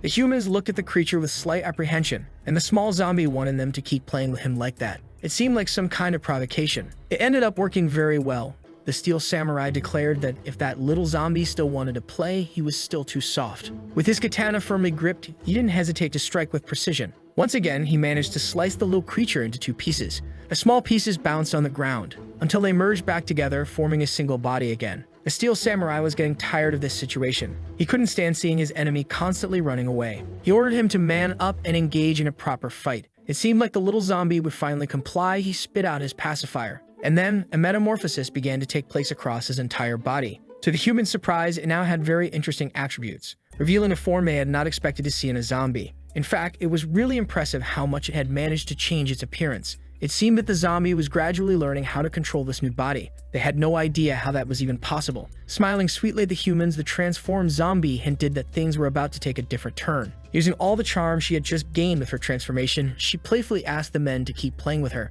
The steel samurai declared that he would slice her up until nothing was left. He launched one of his most powerful attacks against her, but even at the peak of his strength, it was useless. His blade was stopped with just one of her fingers. He kept pushing against her, but the zombie showed no effort at all. Faced with this problem, he realized that his enemy was much more powerful than he had imagined. Looking back, he called out for the chief to assist him in the battle. Understanding the severity of the situation, the chief was already suited up in his most powerful armor, but he never got the chance to attack. He was suddenly struck by the zombie. He was sent flying hundreds of meters away from that place. The impact was so loud that even the protagonist's zombie subordinates wondered what it was. The same sound was heard by the presidents on the city's surface. His body had become a projectile, crashing into the top of a building and causing a massive explosion. After that, his body bounced across the city until it finally landed at the feet of the vice president's subordinates. They didn't know what to do with the human. They thought about helping him, but since they were zombies, they decided to leave him as he was. From beneath the city, smoke and debris began to rise. The blue-haired woman noticed that another projectile had been launched. She immediately recognized him. It was the chief of the Stainless Steel Academy. The samurai had been overpowered by his enemy, now barely able to move. Even so, he was doing his best to mumble a few words to his colleagues, and soon they came face to face with that female figure, extremely dangerous. On the other side of the city, a barbecue was being patiently prepared. They said this was the first time they had seen a barbecue being made with eggs as well. The extras were much friendlier now, and one of them had prepared a special tea for the vice president. After tasting it, he remarked that it lacked sweetness. Annoyed, one of the extras wanted to know who had made that tea, because for the vice president, only the best should be served. In the middle of their meal, they heard a high-pitched sound that made them uneasy. The female zombie continued to mock the humans. She took a threatening stance. The president knew that this being was different from the others and could be a major problem for them. The rivals agreed to a temporary truce. It was crucial that they work together at this moment. The zombie's face was now marked with a deep expression of contempt. Dawn felt the explosions coming from the other side of the city. They were getting closer. The vice president decided to take action. He informed her that he was going to check out what was happening. There was no time to waste. The blue-haired woman had already thrown her sword at the enemy. Even though it hit its target, the cut was far too shallow. The president was already on the creature's tail, closing in at high speed. But her attack was intercepted. She was caught off guard by a movement only a ballerina could pull off. As she struggled to recover from the blow, the zombie sneered, saying that kind of speed was far from impressive. The president was ready to counterattack, positioning herself in a way that put her opponent at risk. Her legs swung toward the zombie's head like a scythe. This time, she managed to make contact. The zombie smirked, saying it was truly pathetic how little strength she had. The president backed away to give her colleague room to strike with slashing attacks, but not a single one managed to land on the creature's body. From a distance, the steel samurai watched the destruction caused by the fight between the three of them. He'd hoped they could hold the creature off for a little longer. All he needed was just 2 more minutes, because now he was about to activate his emergency armor. And as if he were the main character in some generic tokusatsu series, he began suiting up. The zombie looked at him with great interest, clearly enjoying what she was seeing. And to be honest, he really did look like he had stepped straight out of a Gundam series. His powerful form was called Heart of Steel, and he was using its first version. The president was annoyed by this, realizing that the creature was ignoring them. They took advantage of the distraction to launch a combined attack against the zombie, who barely moved. Ignoring women awakens a violent reflex in them, and that was exactly what the zombie had provoked. But before they could land a blow, she revealed something unexpected. A massive tongue. It was merely a distraction for both women, as her transformation was still in progress, changing her entire body. The shockwave from the blow she delivered to the ground sent both women flying. What was once a woman had now transformed into a figure very familiar with Trembolone. Not clad in Heart of Steel, the samurai was convinced he could do something. The women were in shock. They had known that the zombie was capable of transforming. Frightened by what they were witnessing, they no longer knew if they could win this battle. The hulking zombie and the steel samurai, now in one of the coolest cosplays ever, were on a collision course. Facing each other, they decided that this fight would be settled with a single attack. Immediately, both of them prepared to end everything with one strike. But the zombie's strength far surpassed his. The clash between them sent a massive shockwave of destruction through the battlefield. The women nearby could do nothing to stop it. Coincidentally, the vice president and Dawn had just arrived at the site of the action. Through the smoke, a silhouette could be seen. Unfortunately, the armor was more stylish than functional. The steel samurai had lost part of his body. The bulked-up zombie mocked him, declaring that he had lost. It seemed the samurai assumed this was a rhetorical statement, even with half his torso missing. He claimed he was still in the fight, Apparently, he would only admit defeat once he no longer existed. Dawn looked around at the destruction, wondering if they were even in the right place. She had no idea what was happening. The protagonist noticed a very familiar scent in the air. The creature showed a rare hint of empathy toward the samurai and decided to reveal her true power, hoping he would finally give up. He definitely hadn't expected the zombie to be capable of getting even stronger. Her back muscles started growing at an absurd rate. Her hair lifted into the air. It was almost like she was going Super Saiyan. To everyone's surprise, she now looked like a generic manhwa character. Even the women weren't prepared for this. The scientists had no control over her in this form, but the professor simply said, "She is the Zombie King." This was expected. The creature announced that there was no reason to continue the battle, but the samurai was too proud to accept that. The women also closed in, preparing to attack her together. Smirking, the zombie warned them that quick attacks were useless. All it took was a simple flick of her finger, and the armless samurai was sent flying. Everyone was blasted away, and the samurai lost his armor completely. The force of the impact shattered all the windows in the nearest building. As they were hurled into the distance, the women tried to recover somehow. Thanks to the power of plot convenience, they landed right next to the vice president. He caught them in his arms, preventing them from suffering further injuries. Dawn was horrified. She never imagined that both presidents could be defeated so easily. The Steel Extras were also worried about what had happened to their leader. Being the generic proud warrior, he claimed he could still fight. The zombie grinned, saying that he had allowed them to live, yet they were still acting so stubbornly. Exhausted, Violet warned them. This was the Zombie King. It was better to flee immediately. The blue-haired woman reinforced her warning, leaving Dawn terrified. The Zombie King pointed at the humans, commanding his minions to attack. A horde of undead outcasts rushed forward with fury. The extras were terrified. Not only did they have no idea where all those creatures had come from, but they also couldn't do anything about it. The blue-haired woman urged the vice president to order everyone to leave, or that place would become their grave. The zombies were charging forward, ravenous. Meanwhile, the professor was delighted by the sheer magnitude of the Zombie King's power. The protagonist dropped the two women to the ground, feeling disrespected by what he had just heard.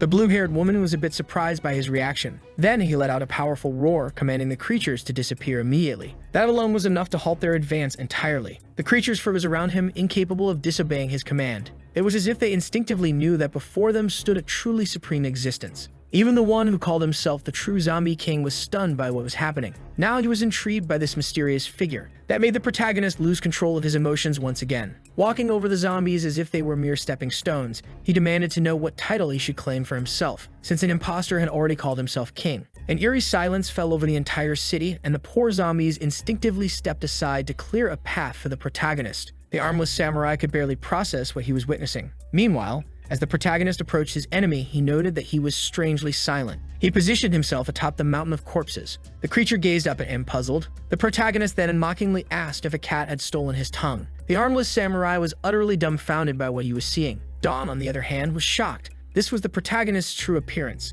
With a subtle smirk, the Zombie King finally understood his enemy was also a zombie. Realizing this himself, the armless samurai demanded to know how the Academy of the Beyond allowed a zombie to become vice president. Violet immediately told him to shut up. The two mighty beings stared each other down. They had decided the one who survived this battle would be the true king. Both were ready to engage in a ferocious fight. The wicked creature landed a direct hit on the protagonist, but the vice president only scoffed at him, taunting that he must not have eaten anything today. It took the Zombie King a moment to realize that his enemy was truly powerful. He then received a devastating punch. The sheer shockwave from the blow sent the zombies beneath them flying. The creatures' bodies illuminated the night sky. Meanwhile, the false Zombie King was only stopped from flying away himself because he had no wings. His body kept soaring across the city. The distance he covered with just one punch was unbelievable. He was launched so far away that he left the continent and crashed into the ocean. His impact was so violent that he slammed into a battleship, throwing the entire crew into chaos. The shockwave shook the vessel as the creature struggled to regain his bearings.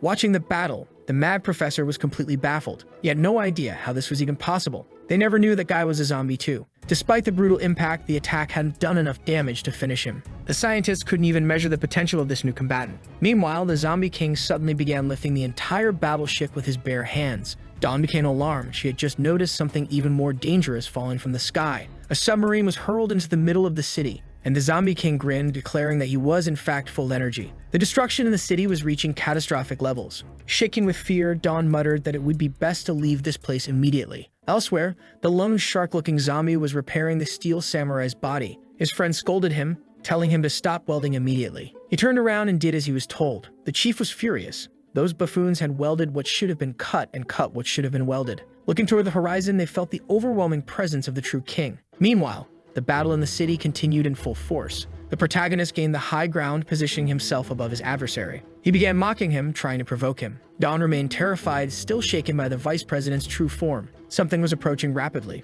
The protagonist maneuvered a cord in his hands, wrapping it tightly around the zombie king's neck. This way, he had his enemy exactly where he wanted him. The armless samurai was still struggling to accept that this being was a zombie. Meanwhile, the vice president refused to let his enemy run away. The moment he reeled him in, he landed a crushing blow, and from the way the impact felt, his boot's soles must have been soaked in lemon juice. The force of the kick sent his enemy flying into the stratosphere. He thought he could also play with the rope, but as soon as he tried to pull it, the protagonist cut it. The creature plummeted from the sky like a missile, crashing into the city. The extras watched everything like spectators at an event. Meanwhile, the protagonist seemed to be having a lot of fun with all of it. His enemy tried to attack him at an incredible speed. He claimed he wasn't trying to run away, he just wanted to change the battlefield. Now the two of them were much closer to the ocean. The protagonist had landed on one of the aircraft carriers. Some of the crew members noticed what happened, assuming he was just an ordinary person. Looking at his opponent, he remarked how much he seemed to enjoy throwing things around. Now the crew members started to panic, realizing that this was a zombie. Some of them considered abandoning the ship. The false king then said that he also liked throwing things.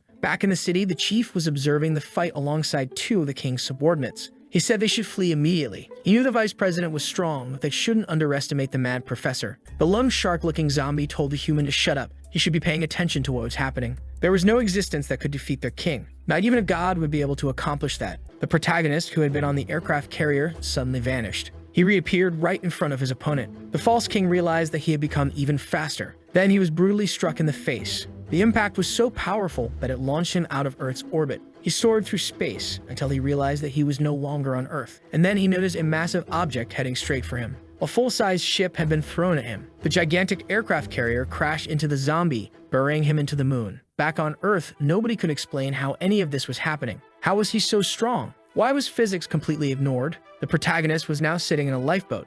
Meanwhile, the moon now had an aircraft carrier stuck to it. There was no point in trying to run anymore. Anywhere they went would be just as dangerous. The furious creature declared that this wasn't over. It began using all of its strength to break free from the aircraft carrier. After finally shaking it off, it used the moon to propel itself back toward Earth, and the protagonist was just waiting for it to get closer. Preparing himself for a jump, he began gathering his strength. Now he was also heading into space. He had to use the aircraft carrier to keep gaining momentum and return to Earth. The battle between the monsters was far from over. Knowing that the ship contained a nuclear reactor, the creature rushed toward it. Destroying part of its structure, he wanted the protagonist to experience its destructive power. The ship that had once been floating in Earth's orbit was now plummeting toward the ground. The impact created a massive explosion. Everyone watching the battle was utterly terrified. A shockwave of the explosion started tearing apart everything around it. It was so massive that it could be seen from multiple locations on the planet. Its mushroom cloud rose far beyond the clouds. The protagonist's friends and the humans all scrambled for shelter from the approaching shockwave. He stood on another ship preparing to close in on his enemy. His jump was so forceful that it made the entire vessel shake. And now, the creature realized that he was once again face to face with his enemy. Observing him closely, the protagonist figured that his adversary wanted more, because he was just getting started. After everything that had happened, the protagonist was finally starting to grow concerned. Meanwhile, the creature made a proposition. It believed that this was a battle with no winners. They should stop fighting immediately. Instead, they should work together to destroy the world. As he spoke, he hurled the protagonist's body across the city. He proposed that they divide the world in half, each ruling over their own side while avoiding each other. Dawn was a little worried about that last attack. Meanwhile, the creature wanted to know the protagonist's opinion. The protagonist had no interest in destroying the world. Watching the fight, the chief said that none of this made sense, which in his opinion was reason enough to flee immediately. The two were far too strong. They should retreat, recover their strength, and plan a counterattack. But the lung shark-looking zombie told him to shut up. He talked too much nonsense. He was completely mistaken if he thought that the true king was limited to just one transformation. The expression of disbelief on the chief's face was unmistakable. With a mocking smirk, the protagonist declared that it wasn't worth working with such a creature. He was deeply offended by the idea of dividing everything in half. The chief continued to watch the fight, still in awe of what was happening. In a threatening tone, the protagonist stated that only the weak talk about destruction or absolute control. Dawn wanted to know what they were saying, but they were too far away to be heard. The protagonist was now truly enraged by the creature before him. And by the looks of it, this so-called king would only learn after receiving a proper lesson. The protagonist's face began to change, gaining color. As his appearance transformed, his power also surged. Observing the change, the women were completely shocked. The once gray-skinned being had now turned into a normal person. Was it really possible that he had transformed again? The protagonist now had a human appearance, but a rather generic one. His eyes strongly resembled those of a certain character from a story where the protagonist eliminated people by writing their names in a notebook. His menacing aura could be felt from miles away. On board the ship, the false king felt terrified. Meanwhile, back with the protagonist's subordinates, the chief was with them. One of them hurriedly woke him up, telling him to see for himself what was happening. He needed to witness with his own eyes the being they called their god. Even though the protagonist still had long nails, he had turned into a normal human.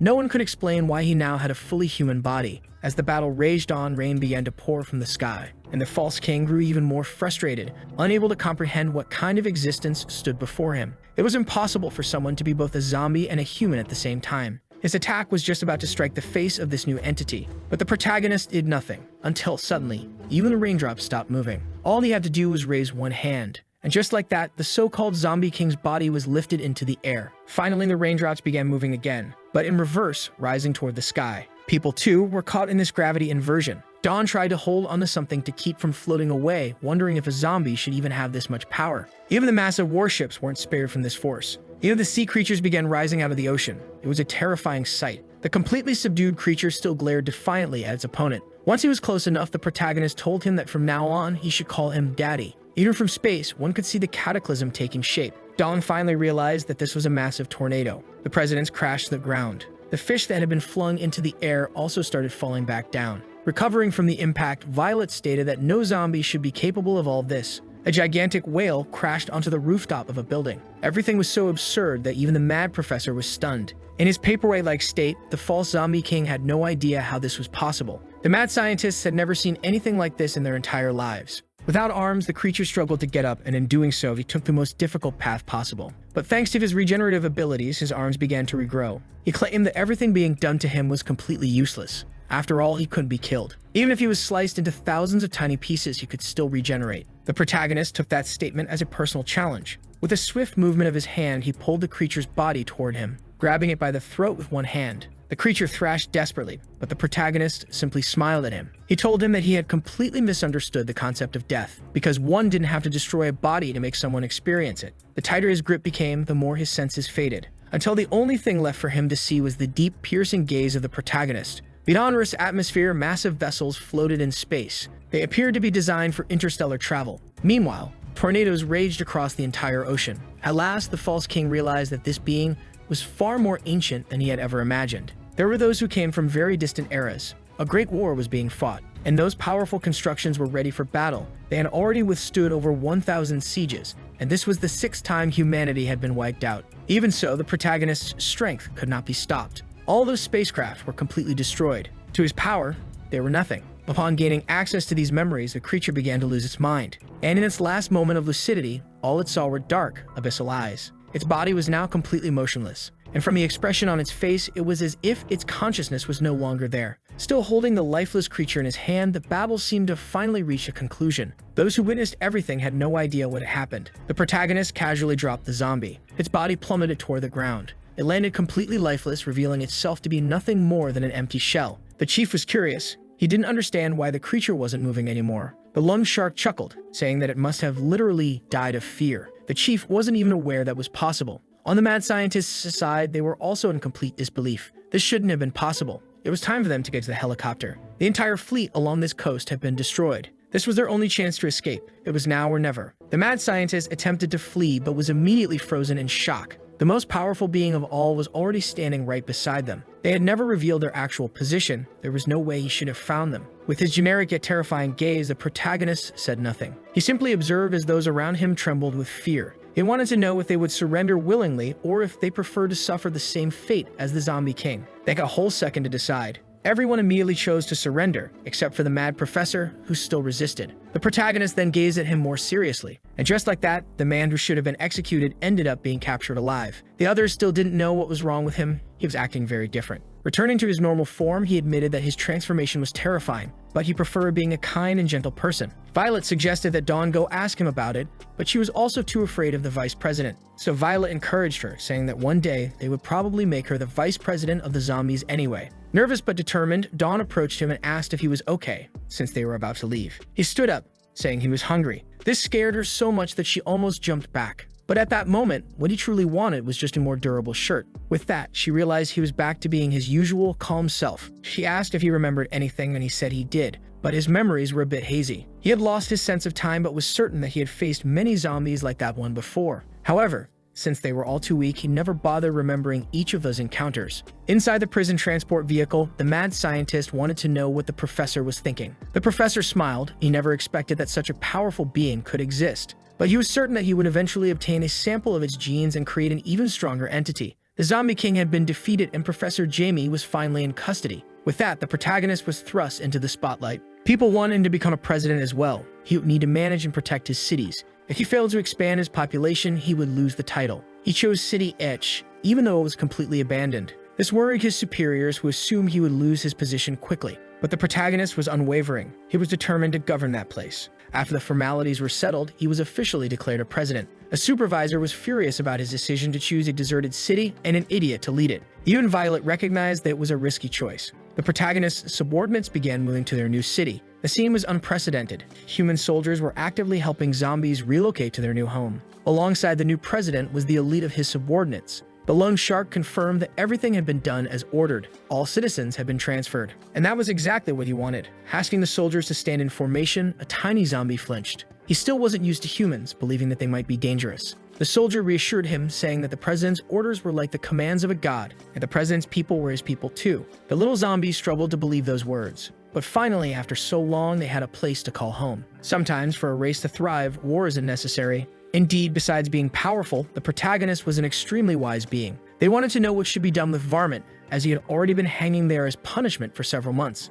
But the protagonist stated that he should remain there. His place of punishment was atop the City Hall building. At the top of the building, he was properly restrained, constantly crying, acknowledging that he was wrong. Repeatedly pleading for mercy, he swore he would be obedient from now on. He didn't want to become zombie jerky. The citizens were overjoyed with the changes, finally having a home of their own. Meanwhile, Violet was training hard, determined to grow stronger, but she ended up crashing violently into a wall. She tried to recover from the powerful impact. After getting back on her feet, she coughed heavily. She had no idea how this could even be possible. On the other side of the battlefield stood Dawn, who had undergone a staggering power boost. Seeing this firsthand, Violet realized there was nothing she could do. This was power beyond what could be surpassed. It was as if Dawn had two completely different personalities. As Violet watched her closely, the smile on Dawn's face reflected a clear shift in her demeanor. Dawn declared that she could still fight. Violet, determined to improve, launched herself at incredible speed. She maneuvered to get behind her friend, but she was suddenly caught off guard by Dawn's completely unnatural head movement, something no normal human would do. This bizarre sight shocked the president, forcing her to abort her attack. She asked if Dawn was still human, but the shock made her forget about that for now. They were still sparring, and Dawn launched an aggressive assault. Violet quickly switched to evasive maneuvers, dodging the gunfire. Dawn's machine gun was singing like it was on a live TV show. Dawn boasted that she was now strong enough to become a president herself. Then she started laughing sadistically, her machine gun still roaring. After dodging for a long time, Violet finally found cover. But it was clear that she was reaching her limit. Her frustration was only surpassed by the anger she felt toward herself. Determined to push forward, she demanded that Dawn show her strongest technique now. This triggered the zombie cells in Dawn's body, activating at full power. Violet rushed in, executing one of her best attacks. But Dawn mocked her, questioning if she was even trying. She wouldn't use her best technique against such a weak opponent. Then, in a terrifyingly unpredictable move, the president struck with precision. A clean cut severed Dawn's body in two. Despite the pain and the damage, all Dawn did was smile. Violet, stunned, questioned why her friend hadn't even tried to dodge. She was completely shaken by that insane regeneration ability. Dawn's genes were now practically invisible. For Violet, this was too much. She demanded to know what the zombie had done to her. Almost revealing her genes, Dawn asked if Violet finally understood that she could be a president too. She lunged at Violet with her bare hands, preparing to land a precise strike. This time, Violet couldn't dodge. She was slammed against the wall. That was enough for her. She suggested they stop the training. Dawn's body began emitting white smoke. As she returned to her normal self, she apologized, saying she hadn't done any of that on purpose. Violet wanted to know if she really wasn't a zombie, even after being bitten. Dawn explained that she had undergone multiple tests in the lab, and they confirmed she was still human. But that still didn't explain her extreme regeneration or the unnatural way she moved her head. Dawn felt she could transform whenever she wanted, yet she didn't feel any different physically. And whenever she felt exhausted, she could take stimulants without suffering any side effects. Hearing this, Violet's expression turned into pure frustration. She demanded that Dawn move out of her way. She had something important to do. Dawn asked where she was going, but Violet told her it wasn't her business. Another subordinate also asked where she was headed. Violet was already rushing towards City Edge, the protagonist's territory. She boarded a plane in a hurry. The aircraft took off, heading straight for the city. Finally, the plane landed at the airport. The president disembarked in a panic, ignoring her subordinate entirely. Outside the City Hall building, everything was running as usual. The protagonist was assigning different districts to his subordinates. Finally, it was time to assign a role to the lone shark-looking guy. He was ready to serve loyally and irresponsibly. It was no surprise that he looked like a lone shark. The protagonist saw potential in him to manage the city's treasury, making him responsible for all the money. The meeting room door suddenly swung open. Recognizing Violet, the protagonist asked what brought her there. The woman hurriedly approached him. The timing was perfect, as he had planned to report the city's situation to her. But instead, Violet forcibly grabbed his mouth, making him bite her arm. Thanking him for what he had done, she told him he could do whatever he wanted with the city. Now she was already outside, heading back to her own city. On her way out of City Hall, she ran into her subordinate. He was concerned about the bite, worried she might now be under his control. If the protagonist ever decided to betray humanity, they would be in serious trouble. But the idea of gaining all that strength and regeneration ability was far too tempting. It was worth the risk. She didn't even care if she had to dance for him. Meanwhile, in the meeting room, the protagonist was trying to figure out what had just happened. After assigning roles to his subordinates, the city slowly began to flourish. There was now a clothing store for zombies. There were barbers. There were janitors all over the city and even furniture brokers. A driving school had been established to teach zombies how to drive vehicles. Even though zombies weren't exactly used to those things. From his office in City Hall, he watched the city's progress. It gave him an incredible sense of fulfillment. Meanwhile, his file was being reviewed by the supervisor. She was not impressed by this new president's credentials. She couldn't understand what had motivated the Academy of the Beyond to appoint him. Soon, she learned that he was also a zombie, or at least that's what the president of the Academy of Stainless Steel claimed. But she assumed it was just slander, as rival academies often spread false rumors about one another. Regardless, she didn't like this new president. She doubted he had the necessary personality for the job. Zombie or not, she would check for herself in person. Meanwhile, at the North Pole, an expedition was underway. A helicopter was approaching its landing site. In the middle of the sea, a massive ship was breaking through the ice. A man greeted Professor Strange. It seemed they had discovered the remains of an ancient civilization, a dried-up body that was thousands of years old. They made the discovery while conducting some experiments. The body was buried under 500 meters of ice. The professor stressed the importance of being careful. They couldn't afford to damage it. If it really belonged to an ancient civilization, this would be one of the greatest discoveries in human history. Slowly, the ice block was being carefully removed. The professor hoped this would be a major breakthrough for technological advancements. Among them, there were a few suspicious-looking individuals, their faces hidden beneath hoods. As the president of the Department of Archaeology, this was the first time he had ever felt so nervous about his work. The crane finally lifted the block of ice. It was carefully lowered to the ground. Inside, a human silhouette could be seen. It was clearly a female figure, and despite being severely dried up, she had immense potential. Staring at her, the professor couldn't believe it was real. He was completely mesmerized. Distracted, one of the team members was suddenly attacked, a bite to the neck. While he was being feasted on, the man next to him demanded to know who was responsible. The professor realized these people were not part of his team. Panic broke out. They began screaming for help, but there was little they could do. The professor was thrown to the ground by one of the mysterious figures. They declared that he was merely a necessary sacrifice. They told him to stop struggling. They only needed a bit of his life juice. These strange figures had unusually long canines, and they enjoyed biting necks. The block of ice fell to the ground. Immediately, one of the men began smashing it open. It didn't take long before they reached the dried-up body inside. She was almost completely free from her frozen prison. Once liberated, they covered the woman with a coat. After so long, she was finally free. Her subordinates saluted her. They hailed the Blood Queen. They wished her a long life and eternal youth, and her first question to them was simple. Is that accursed zombie still alive? The Blood Queen gazed toward the horizon. His subordinates informed her that the zombie was still alive even after a millennium. But for some reason, after destroying human civilization, he aligned himself with them and was now rebuilding his clan. One of the women urged the queen to be cautious,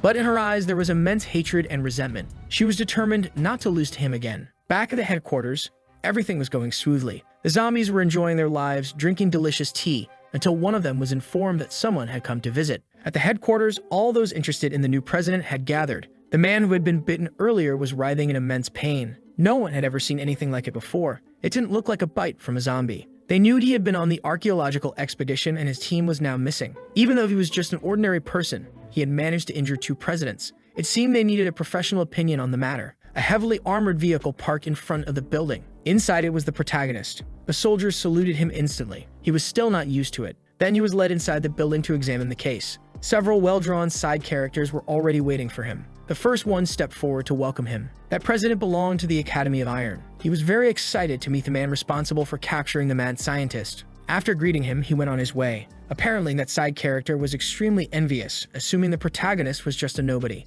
Meanwhile, a zombie was delighted to shake hands with humans. Another foolish character scoffed, saying he could tell just by looking that the protagonist was weak. At the same time, the Iron Samurai wondered if these side characters had a death wish. After making this remark, he suddenly realized the Iron Samurai had disappeared. Wisely, he decided to hide. He hadn't expected the zombie to be coming. The doctor asked the zombie to take a look at the case, hoping he might recognize the type of monster. But the zombie barely even knew his own age. How was he supposed to know what kind of creature it was? However, he noticed very peculiar markings on the man's neck. It unlocked a distant memory in his mind. A bit nervous, Violet asked if he had figured something out. The man was becoming increasingly aggressive. Then he finally realized who he was dealing with. The first rule of being a scoundrel is to be smart. It ensures longevity. The protagonist became extremely excited by this discovery. He knew that the man belonged to the Blood Tribe. A massive energy surge radiated from his hand, so powerful that it sent shockwaves throughout the room. The vampire, who had been acting aggressively, instantly curled into the fetal position, trembling in fear. The humans were sent flying across the room.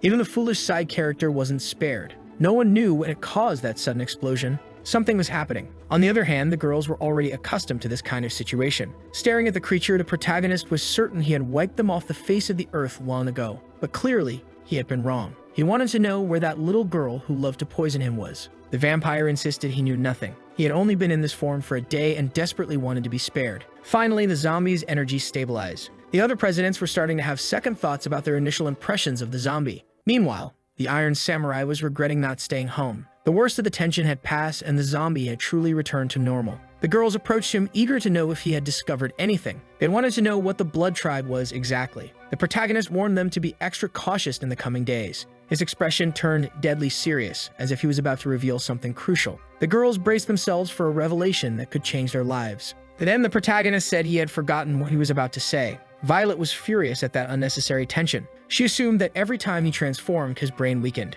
He tried to defend himself, saying he would remember soon. The other presidents now believed he really was weak. Hearing this, the protagonist shot them a sideways glance, which almost made them ruin their underwear. Meanwhile, in an abandoned city, the vampires were showing the Blood Queen their new home. Seeing that they basically lived on the streets, she was absolutely disgusted. Their living conditions were so pitiful that they even received alms without asking. The passersby couldn't understand why beggars were on these streets. After all, the government-managed cities were well maintained. One of the queen's subordinates saw the small amount of money and was overjoyed, which only infuriated her even more. She didn't understand why she had been revived, knowing they were in a completely vulnerable situation. The girl stated that the last millennium had been incredibly difficult to survive. Ever since the zombie turned her into a dried husk, all they could do was watch from afar. After that, he started exterminating vampires. They had to do whatever it took to survive. To stay away from the zombie, they had to pretend to be dead. And because of his existence, they had been hiding for the past 1,000 years. No matter where they were in the world, they hid from both humans and the zombie. They had been living this way for so long that her friend had turned into a complete idiot. The queen declared that reviving her had been pointless. Back then, she was already no match for him, so there was no chance she would be now. Then the idiot finally spoke up, saying they had revived her because they had obtained a crucial piece of information. They had heard about someone who could make her invincible. The girl confirmed that it was true. Now the queen was interested. She wanted to know who this person was. "It's that man," the idiot said, showing her a photo of the mad professor. Inside the headquarters, the humans were still gathered. They had gone to see the mad professor, who remained completely restrained. To the zombie, it would be better if the prisoner wasn't alive anymore. But Violet argued that they needed to uncover more about his hidden experiments. Not to mention, the professor still had many spies. The protagonist stated that the professor could easily escape from this prison. A poorly informed side character scoffed, claiming it was impossible, as the professor was under extremely tight security. Since it was the zombie who had captured him, they decided to take him on a tour of the facility. The prison had been built especially to contain him. The depth of the facility was 3 kilometers underground. It had 1,500 floors and 100,000 armed guards. Even with an elevator, it took half an hour to reach the lowest level. Not to mention the wide variety of weaponry in place. But that was just the beginning. There was a president assigned to every 100 floors, totaling 30. Additionally, there were 2 exclusive warden presidents overseeing the entire prison. With this level of security, an escape was unimaginable. To top it all off, there was a massive bomb installed in the facility. The professor was physically attached to the detonator. Even if he were freed, the explosion would completely erase him from existence. Even a god wouldn't survive such an explosion. It seemed like the protagonist was slightly impressed. But in reality, he found humans to be a bit too paranoid. He was almost embarrassed with them. They were way too ridiculous. In a dark alley near the prison, The Blood Queen was also watching the facility. She was shocked by the level of security. "Humans are such hateful creatures," she muttered. Meanwhile, a side character told the president that an inspector was heading to the protagonist's city. She should inform her boyfriend. She immediately denied that they were dating. She also didn't understand why she was being told this. The inspector was informed that the city was full of zombies, but the side character wasn't concerned. To him, the only thing that mattered was absolute strength. After hearing that, the president made a peculiar expression. She realized that this fool would soon learn how things really worked. That particular city was very well structured. The zombie was surprised by how prosperous human cities had become. Meanwhile, the mad professor remained in his unbreakable prison. Inside the prison, a man was on his way to deliver food to the professor. One of the scientists believed that there was no hope left for them, but the professor still desperately wanted the zombies' genes. This terrified his subordinate. He was convinced that they would all be executed soon, but the professor was confident. As long as the humans didn't have access to his research, they wouldn't get rid of him. He had already ordered his spies to store all the important data somewhere, even he didn't know where. He was determined to make these fools regret leaving him alive. The zombie was too strong for them to extract a genetic sample. It was probably impossible to create anything stronger than him. But to the professor, that didn't matter. He only needed to find a test of subject that was already powerful. That would make his work much easier. However, there was one problem. This was a maximum security prison. The scientists had no idea how they would escape. The professor fell silent because he already knew what was happening. The food delivery robot was approaching them. It was small, moving very slowly. It was so cautious that it almost seemed suspicious. Even the robot itself seemed hesitant. Watching this scene, the mad scientist was completely confused. But the professor casually swallowed a bite of food. A tiny probe had been hidden in one of his teeth, and he continued acting like nothing had happened. He was secretly communicating with the spy, wanting to know where the Zombie King's body was. He learned that it was being stored in a laboratory on the 200th floor of the prison, guarded by 2 wardens. The body remained completely unresponsive. The professor ordered his spy to continue following his instructions. Meanwhile, in the city, the zombie was joyfully strolling through the streets when his phone rang. It was Violet. She informed him that an inspector was on her way to his city and would be arriving any moment now. That auditor's job was to evaluate the citizens' quality of life and lifestyle. If she found out that he was a zombie, he would be immediately fired. Extremely anxious, he asked if she would believe him if he simply claimed to be human. Violet scolded him, reminding him that his entire city was full of zombies. She urged him to do something about it immediately. After hanging up, he was covered in fear. He imagined that everything was already over. He had no idea what to do and no clue what was even within his power. Then, as he looked into a shop window, something caught his attention. Inside, there were tons of makeup supplies. The inspector arrives. The inspector finally landed at the airport. A plane was already prepared to take her to City Ish. Her biggest concern was the weak personality of this new president. That's why she was eager to fire him. Meanwhile, in the city, to the president's surprise, several vehicles suddenly started falling from the sky. This unusual sight was the work of the protagonist. His subordinates were curious about what he was up to. Those trucks were packed with makeup. It was meant to be used to disguise the citizens since an inspector was on the way. Realizing the urgency of the situation, the lone shark immediately started organizing teams to ensure the task was completed on time. This was crucial if they wanted to continue living in the city. The trucks carrying makeup were quickly dispatched to different districts. Some zombies were skeptical about whether this strategy would actually work, but the lone shark never questioned his king's orders. He was certain there was a reason behind this madness. Immediately, all the zombies got to work. A young child asked what was going on. His mother explained that the king wanted them to disguise themselves as humans. She walked over to a distribution point and picked up some makeup. Her young son was very excited about the task. After asking him to wait a moment, she transformed completely. City-wide makeover. Finally, all the makeup was distributed. Of course, some zombies struggled with their disguises. They pointed out that Goo's disguise wasn't very convincing. The zombies snapped back, saying it wasn't their business. Those 2 specific cases were going to be a problem. The solution? They turned them into dogs. Meanwhile, the inspector should have already arrived. The 2 zombies didn't like their new dog disguises,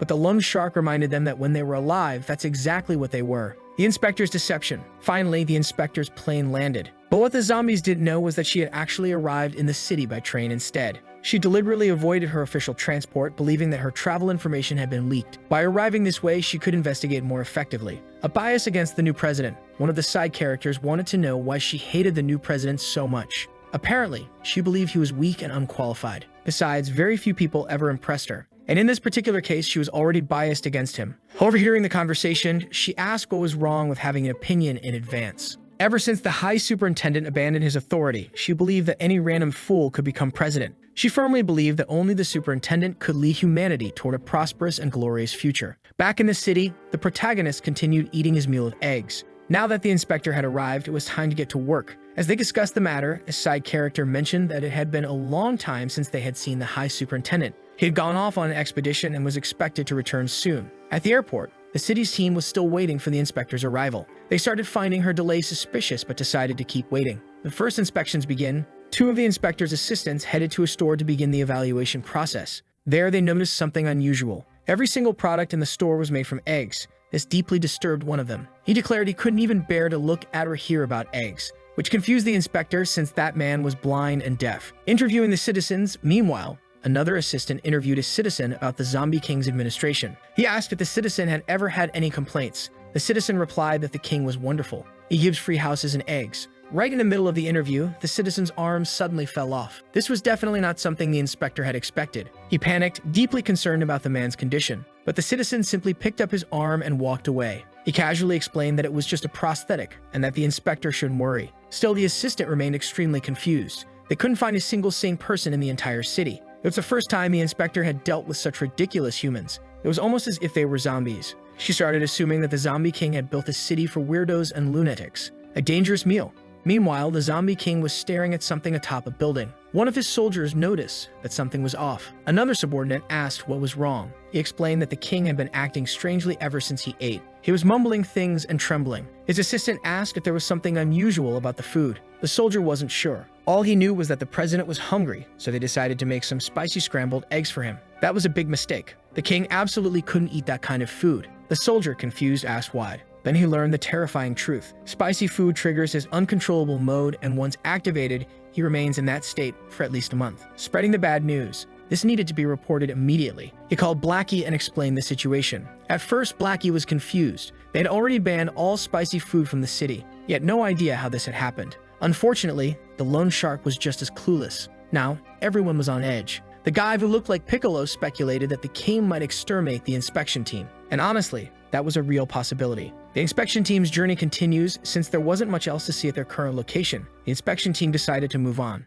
That's when they noticed a strange object in the sky. It was a truck. It crashed near them, sending debris flying everywhere. Moments later, the Zombie King himself arrived. The inspectors were baffled. There wasn't supposed to be a truck there. Now standing before them, the president seemed excited. He declared that he would personally take the inspector on a tour of his city. The inspection team struggled to recover from the shockwave. They had no idea what had just happened. Even more concerning, they didn't know who this man was. An oppressive presence. The Zombie King's gaze locked onto the inspector. His eyes were piercing. His presence exuded overwhelming pressure. For some reason, she felt intense fear. She didn't recognize this man. That disappointed him. He expressed his frustration that she had forgotten about him. After all, he was the zombie she had been searching for. That revelation horrified her. This wasn't the image she had of him at all. In fact, she could have sworn he didn't look like this before. He explained that he had simply removed his mask. That was the only difference. As he stepped closer, she instinctively backed away. A generous gift. Since she had traveled such a long way, he had prepared a special gift. The best spicy eggs she would ever taste.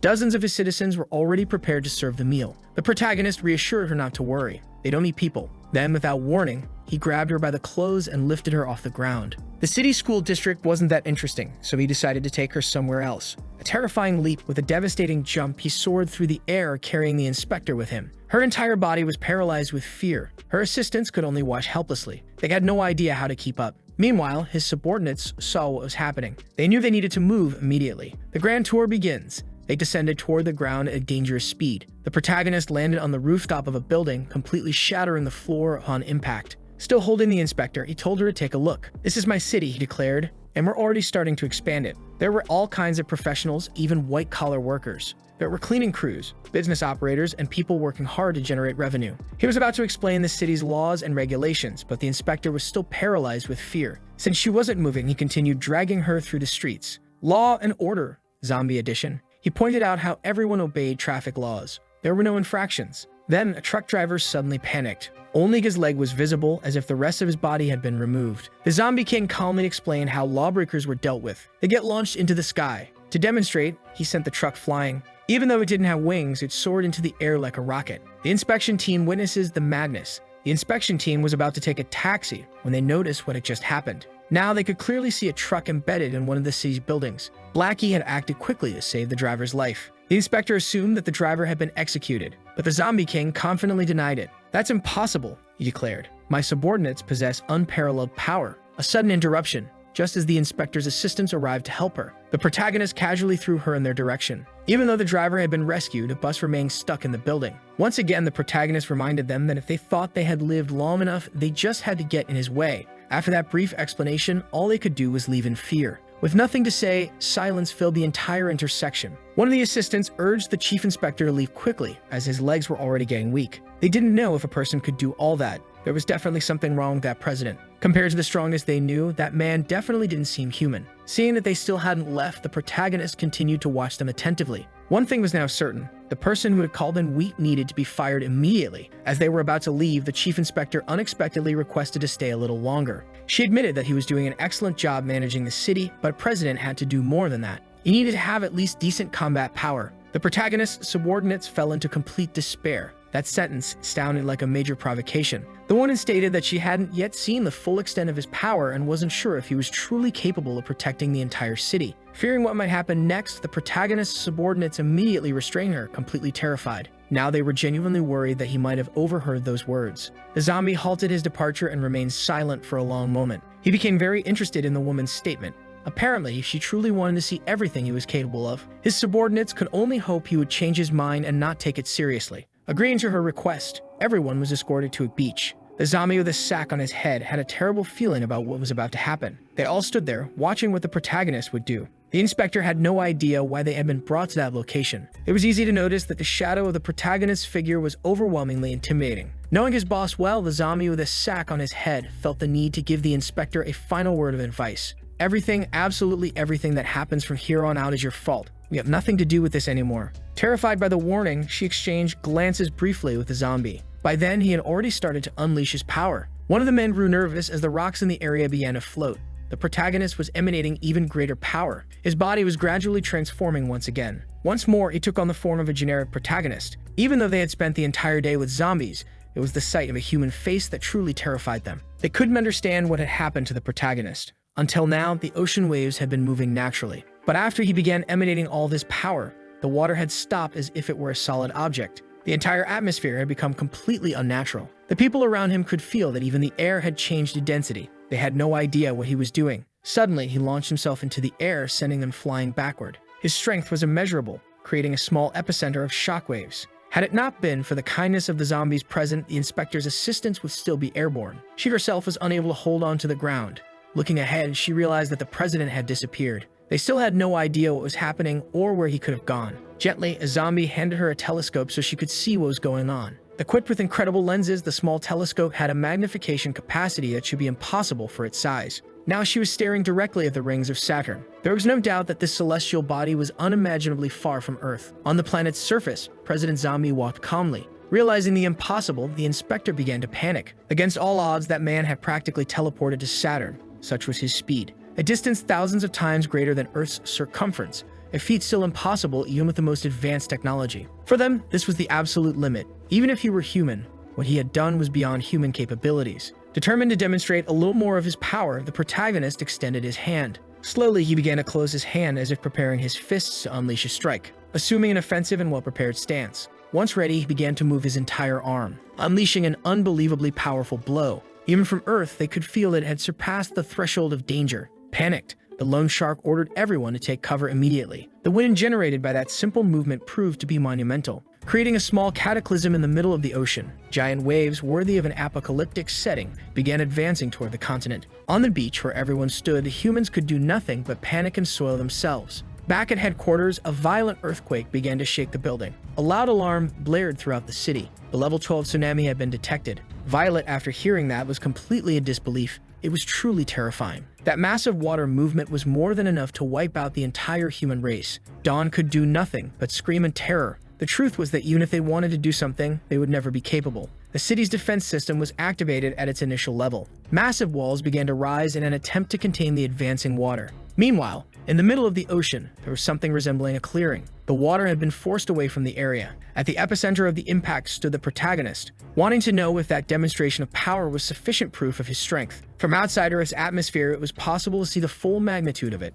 After witnessing that, the inspector was speechless, while the protagonist watched them like ants. Transforming once again, he began heading back to his city with his subordinates. Meanwhile, the inspection team had come to a logical conclusion. Even monsters were more human than that person. Their taxi drove away toward the place they never should have left. Despite the excessive display of power, it was certain that the city would not be taken from them. While all of that was happening, on the other side of the planet, inside the prison, interesting developments were unfolding. The soldiers remained vigilant. Analyzing the body of the Zombie King, they still couldn't comprehend how the zombie had managed to defeat him. It was impressive that the mad professor had created a life form like that. Basically, he had tried to create God. It was a shame that the creature wasn't alive. After what had happened, it hadn't shown any vital signs. Behind them, manipulating a test tube, an undercover spy was carrying out his task. Following the precise instructions given by the professor, he was carefully mixing the ingredients in the correct proportions so that the zombie could be revived once again. He had to wait for a window of opportunity to inject the solution into the dormant body. As soon as the patrol guard announced he would step out for his round, the spy began his mission,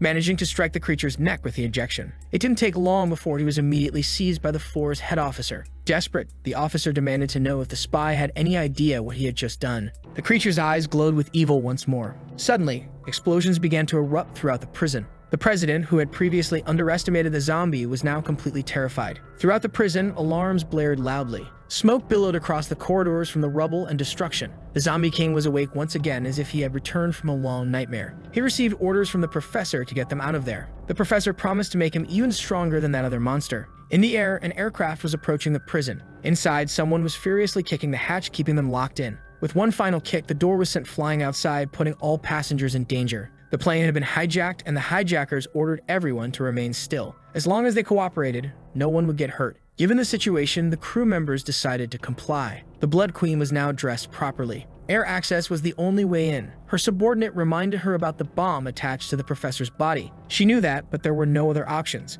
She believed it was nothing more than a human trick. If she couldn't handle it herself, she wouldn't be worthy of being called a queen. As soon as they flew over the target location, they jumped from the aircraft toward the prison. The queen's orders were clear. They must be even more brutal than the humans. Inside the prison, several presidents were alerted to the invasion. It all seemed like a grand conspiracy to trigger a mass breakout. Everyone needed to be on high alert. The vampires had already entered the facility, encountering heavy resistance from the soldiers. One of the humans told everyone to stay calm since there were still 30 presidents inside the facility. In the lower levels, they realized that prison break might be underway. The Blood Queen didn't seem impressed by anything happening around her. She was in the upper levels, and between her and the professor, all of the presidents were stationed to secure the facility. Down in the lowest level, where the true prisoner was held, one of the presidents had already received his fair share of beatings. The Zombie King had done it with ease. He hated the professor, and his true intention was to leave him there to rot. Giving a subtle smirk, the professor seemed like he had expected this reaction. His bespectacled lackey began to panic. The professor said that this was his creation. It wasn't just some zombie capable of defeating him. It was better not to try anything foolish in his presence. Provoked by those words, the creature started to become hostile. But before it could act, the professor calmly reassured it. As long as he was helped to achieve his dreams, he had no interest in staying alive. The Zombie King acknowledged that humans were terrifying and admitted that he was interested in becoming even stronger. With that, the professor assured him that he never went back on his words. Outside the prison walls, they could hear the tremors and explosions. The presidents were struggling to hold back the invaders. They had no idea who these people were, nor did they care. The Blood Queen had no intention of explaining herself to mere extras. With unshakable confidence, she advanced toward them. She gave them two choices. Either they hand over the professor, or they find out just how strong she really was. Determined to fulfill their duty, the first president decided to attack. Despite the hostility, the queen still didn't move. These presidents were resolute. They wouldn't let her do as she pleased inside the prison. But the fight was over faster than expected. Pieces of cyborgs were scattered across the floor. It had all happened so fast that no one even saw what occurred. The soldiers, being just normal humans, were terrified. Still, they opened fire. The queen knew that their human weaponry posed zero threat to her. The assault rifles began to sing their song of violence. But the bullets hit her skin and fell to the ground. They couldn't even tear her clothes. She was completely unfazed. Not even a single blink was necessary. One of the vampires stretched out her hand, mocking human technology. More explosions erupted inside the prison. Meanwhile, on the lower levels, the professor's rescue mission continued. The mad scientist was shocked that the bomb hadn't been triggered. That's when the mad professor revealed that they had a 2-second window after the power ran out. Now they could continue their escape. The scientist was worried about making that creature even stronger, but the professor had 2 more bodies even more powerful than that. Finally, they managed to free the professor from his prison chamber. The initial sight left the Zombie King intrigued. The humans there already seemed defeated, and judging by their condition, the enemy was really strong. Something else was happening here. A mysterious figure stood among the bodies. The Blood Queen finally revealed herself. She had come to meet the professor. She told him that anyone unable to even touch the zombie in his second form was unworthy as an experiment. The scientist panicked, wondering how she knew about that. Meanwhile, the Zombie King wondered who this woman was. Since they shared a common enemy,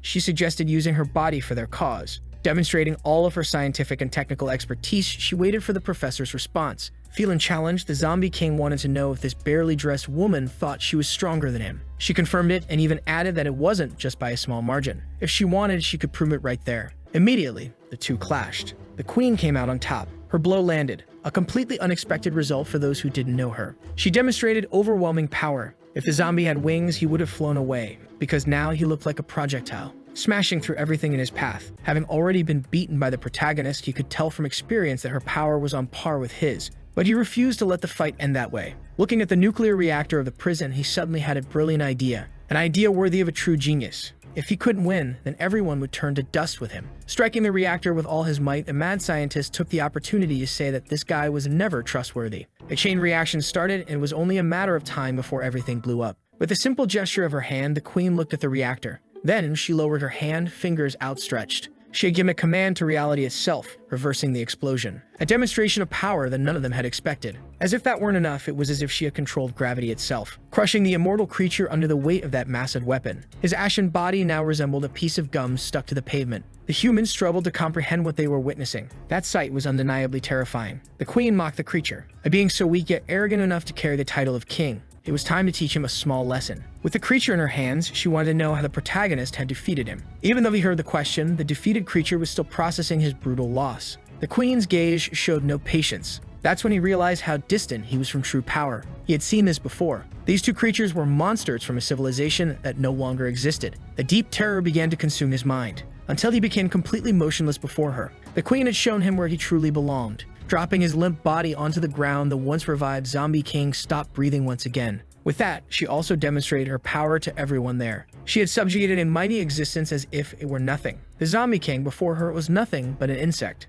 The presidents who had been defeated by that creature were now certain that this woman was in a league of her own. Even the mad scientist struggled to believe what he had just witnessed. Finally, she turned her attention to the professor. She wanted to know if he was good enough to be her experiment. She was waiting for a positive response. But the professor was too stunned to answer immediately. After what he had just seen, she was more than enough. At the top of City A's town hall, the misbehaving zombie was still being punished. Violet had arrived to speak with the protagonist. She had an urgent matter. She was warned that this wasn't a good time, but since it was an emergency, she couldn't delay. His subordinate tried to warn her that it was dangerous. Paying attention to those words, Violet said she had no idea what he was talking about. She entered the president's office saying she had terrible news. The protagonist greeted her casually, revealing that he was in his second form. Now she understood the danger she was in, but she found it strange that the protagonist was speaking so calmly despite being in that state. He said he liked to change things up sometimes and wanted to know what had brought her there. Without hesitation, she reported that the professor had escaped from prison. He already knew that, because humans would never be able to contain that red-headed woman. It had happened about 10 minutes ago, and Violet couldn't understand how he already knew. The queen had used her bloodline power, and he had felt the energy. The term bloodline made Violet stop and think. She needed to take that information back to her superiors. Since she was already there, the protagonist asked her not to rush off. It had been a while since he had interacted peacefully with a human.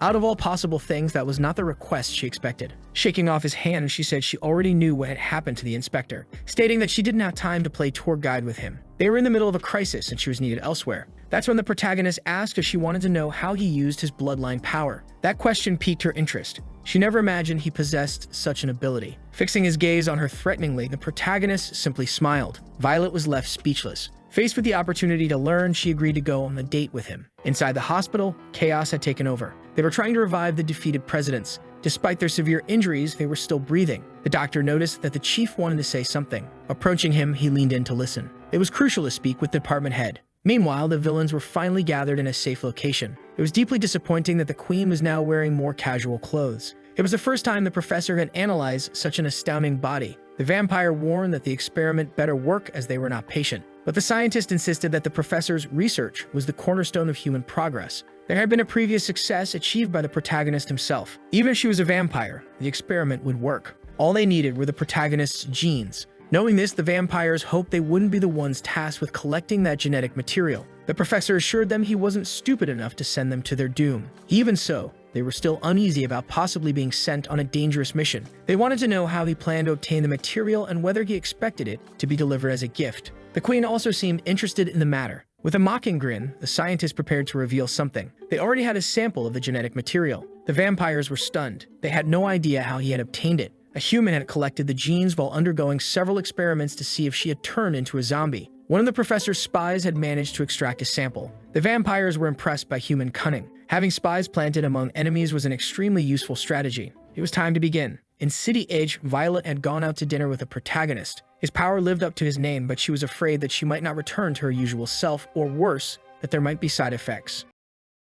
His power lived up to his name, but she was afraid that she might not return to her usual self, or worse, that there might be side effects. Faced with her doubts, he simply smiled. Violet expected him to continue explaining, but the protagonist had returned to his base form, which annoyed her. He wasn't supposed to change forms before finishing his explanation. That was irresponsible. Filled with frustration, she tried to force him to switch back to the second form. But the protagonist had no intention of doing so. Reminding her that he never forced her to go out with him, she came because she wanted to. Asking the waiter for some pepper, she learned that all of it had been confiscated from the city. After that meeting, 2 long months passed. It was the second time the woman had visited the man in the hospital. His final order had been for the message to be transmitted. After that, he lost consciousness. She did as instructed, using satellites to classify the message as a code red emergency. It was truly remarkable that a single woman had done all of that in the prison. The vampire had reversed a nuclear explosion. Moreover, she didn't seem to belong to this era. The woman already knew that, and all of this information had been passed on to the department head. In the underground of an abandoned city, several electronic devices were still active. It looked like a secret underground city with extremely advanced knowledge. One of the men seemed to have received a message. Approaching the department head, he reported that there was an ongoing emergency. Dressed in an incredibly cool suit of armor, with a hairstyle that would only make battles harder, the department head finally appeared. Among the ancient ruins, they had found human remains. Among them, a mummy. This was the only genetic material they had managed to find in this abandoned city. A soldier reported the details of the emergency. Professor Jamie, who had been imprisoned, had escaped. This news was so shocking that even the other soldiers looked uneasy. Before them lay a body from an ancient era of humanity. Upon closer analysis, they noticed 134 fractures. Certainly, they had been caused by a monster. This brief description sent shivers through the soldiers. More terrifying still, the body had been burned until it was completely dried out, preserving it for thousands of years. Now, it was nothing more than an empty husk. Examining the area, it was clear that a great battle had once taken place there. The creature that had destroyed this highly advanced civilization was truly formidable. There was nothing left to search for. The department head wanted to know more about the emergency. He learned that several presidents had been injured in the incident. The headquarters was in a state of emergency since its combat power had been weakened. Realizing this, the department head decided it was time to return. Before they left, one of the soldiers noticed something. There were inscriptions carved into the ground of the ancient city. This activated a long-dormant system. Metallic spheres began to float, and a hologram appeared before them. It was astonishing that this technology had survived for so long. The figure within the hologram remarked that it was the first time they had seen a human with such a powerful body. The soldiers urged the department head to be cautious. But to him, it was just a projection. Shrouded in mystery, the holographic figure studied the men. It claimed it could make the department head even stronger, as long as he swore to protect humanity. To him, that was only natural. His desire within those ruins was to better understand history, and to learn how an entire civilization had been annihilated. Behind the mysterious figure, a film began to play. The humans waited patiently to see what would be revealed to them. Unexpectedly, the figure that appeared behind them was none other than the protagonist. It was so bizarre that it almost felt like a bad joke. 1,000 years ago, Earth wasn't limited to just 2 large continents. There were 8 oceans, 7 continents, and multiple nations. Humanity had united to the point where they could produce incredible items. They had reached a level of knowledge that allowed them to construct space stations. Their technology had advanced beyond imagination, allowing them to create incredible weapons. They had even fought against aliens, and yet the technology of those extraterrestrials was no match for what humanity had developed. Even monsters hidden in the depths of Earth feared mankind. But there was one being they had never been able to defeat: the zombie. After hearing this brief history, they wondered why they had failed to stop him. But he was the answer to everything. He was the reason for all of it. It wasn't hard to believe, but it also wasn't the answer they had expected. One soldier suspected they were being deceived. The person in the photo didn't even look strong. To the department head, the ancient civilization wouldn't waste its time telling lies. The academies exist to resist zombies. Yet despite humanity's efforts, they had never managed to wipe them out. Perhaps this person was the reason their goal had never been achieved. The department head wanted to know what their next move should be. Their time was running out. They had focused on technology, but now, after seeing such a powerful body, there was hope. The union of a strong physical body with the technology of the past. They could defeat that creature. Then, a gauntlet emerged. It was the technology of the ancient civilization. The holographic projection warned them not to forget. No matter what race appeared on Earth, humanity's greatest enemy would always be the zombies. The department head ordered a soldier to take the artifact, but he was hesitant. Holding the object, he promised that humanity would not disappoint them. All that remained in that place was the dried-up corpse. There was nothing else of value to collect. A soldier asked if they were going to hunt down the person in the photo, but their immediate priority was dealing with the professor's escape. The world was too big. Finding a single zombie would be like searching for a needle in a haystack. On the phone, Violet received an important call. Finally, the department head had returned and was calling for a meeting with all the presidents. The zombie was surprised that he was also required to attend. He had no idea who the department head even was. In the professor's lab, his experiment seemed to be progressing successfully. He smiled enthusiastically, believing he had finally reached his goal. The Queen's body was being enhanced. Bit by bit, the protagonist's genes were being assimilated into her. Meanwhile, the Queen's vampire underlings were growing tired of waiting. The entire wealth of their tribe amounted to a single coin. Even if they had 10 jobs, they wouldn't be able to feed their people. Even that coin had been obtained through begging. Their lives had become so miserable that they wished it would just end. One companion reminded them that they were strong. They should find another way to make a living. The idea seemed like a joke. They couldn't think of anything profitable. So his companion suggested something simple. Let's rob a bank. On their way, they passed a bank. Inside, the people seemed incredibly slow. A simple withdrawal took almost an hour. They had never seen people move so sluggishly. With their skills, they could rob the place in 10 seconds. They would never be caught. All they had to do was take the money and leave. That was all it took to convince the vampire to commit a small crime. Meanwhile, at headquarters, everyone was gathering. A soldier informed the department head that all the presidents were present. The meeting could finally begin. The department head put on his extremely cool helmet. Now he was ready. This was the zombie's first time having to obey a superior as a president. Meanwhile, the Blood Queen continued being enhanced by the protagonist's genes. In a specific city filled with slow-moving people, someone was preparing to rob a bank. It was the Queen's underlings.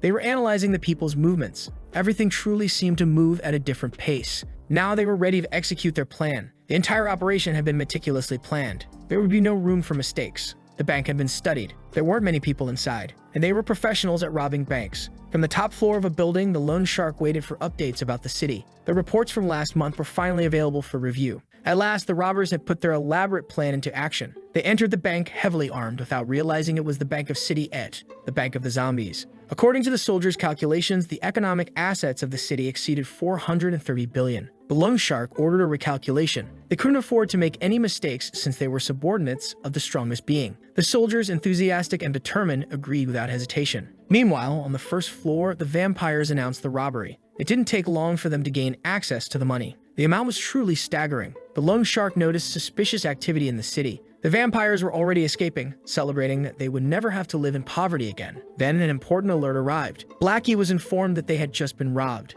That couldn't be real. It was unacceptable that something like this had happened in this city. Faced with so much money, the vampire leader couldn't hide his happiness. For a brief moment, he felt a threatening presence calling his name. It was familiar. He had felt this before in his life. Then he realized who was furious with him. He couldn't believe his underling hadn't checked who owned that bank. Unfortunately, his subordinate could never have known, because he couldn't read. They had just learned the hard way that the bank they robbed was the Bank of the Zombies. They were definitely in for a long and severe beating. Their escape was quickly intercepted. The vampire leader was already panicking. He could feel it, even from a distance. The threatening aura of the zombies. Now the financial administrator of the city was pursuing the thieves. The vampire's desperation kept increasing dramatically. He ordered the driver to accelerate because the lone shark was the most mysterious of the zombies' subordinates. He had been with him for years. Blackie didn't care what the vampires were doing, but he had one piece of advice if they wanted to stay alive. He moved forward, determined to deliver his message. His advice was simple. Whoever didn't want to perish at the hands of the lone shark should return the money immediately. With a single leap, he generated a shockwave that shook the entire building. Cars were sent flying and people inside the building had no idea what was happening.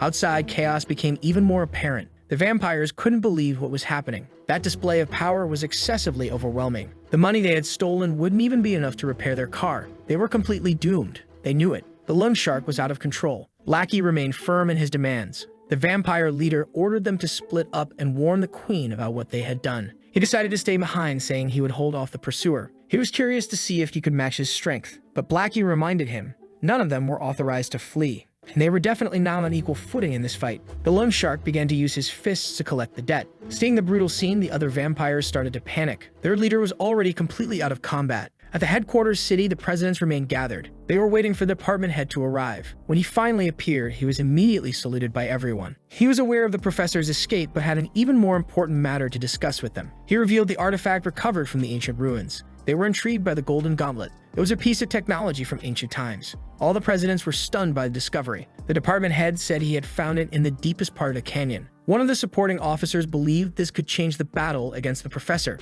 until the department head stated that it would be used against an even greater evil. According to the message left by the ancient civilization, there was a far greater threat on Earth, the one responsible for the destruction of that civilization. Knowing that such a monster existed terrified the presidents. Violet even asked if it was a joke, because the existence of such a being was overwhelming. The department head confirmed that the ancient civilization had emphasized the danger of this existence. They must be cautious about it. For Violet, it was impossible that such a powerful being could still exist. The department head admitted that he didn't know where this creature was located, but he reiterated that they must remain vigilant. The protagonist, intrigued by the gauntlet, asked how it should be used. The department head explained that they only needed to wear it and press the activation button. He emphasized that they must find this creature and eliminate it as soon as possible. The realization struck suddenly. There was someone next to him who caught his attention. He turned to look at the protagonist, confirming that the same foolish expression belonged to the threatening entity. It was impossible that he had been there the entire time. The department head acted swiftly to grab the gauntlet, leaving everyone stunned. Meanwhile, the vampire's body was on a collision course with the headquarters building. Strangely, the plot made sure he crashed directly into the meeting room. The dust settled, and the department head now held the gauntlet. Violet couldn't quite understand what was happening. The room was partially destroyed from the impact, and the vampire was lying in a corner, visibly defeated. Blackie arrived just after the vampire. He was determined to punish him for what he had done in his city. The vampire whimpered, wishing to be saved by his queen. Nobody knew who these people were, and they had never seen that vampire before. But Violet quickly realized that he was one of the protagonist's subordinates. The zombie, also intrigued, asked what the lone shark was doing there. One of the soldiers detected something with his systems. Blackie continued observing from outside. He was now completely surrounded by the most powerful presidents. One of the side characters was determined to show this zombie that he did not belong here. Furious, Blackie declared that this wasn't their concern, and began demonstrating, gently, the gap between their power levels. The presidents were being punched as if they were children. Even that small group was no match for a single subordinate of the protagonist. They were easily and efficiently subdued. The side character had now fully accepted his role in the story. He always belonged to the group that gets beaten up. The women noticed that Blackie was much stronger than the chainsaw zombie. The side character was strategically placed next to the vampire, since both were always getting beaten up. Blackie had lost patience.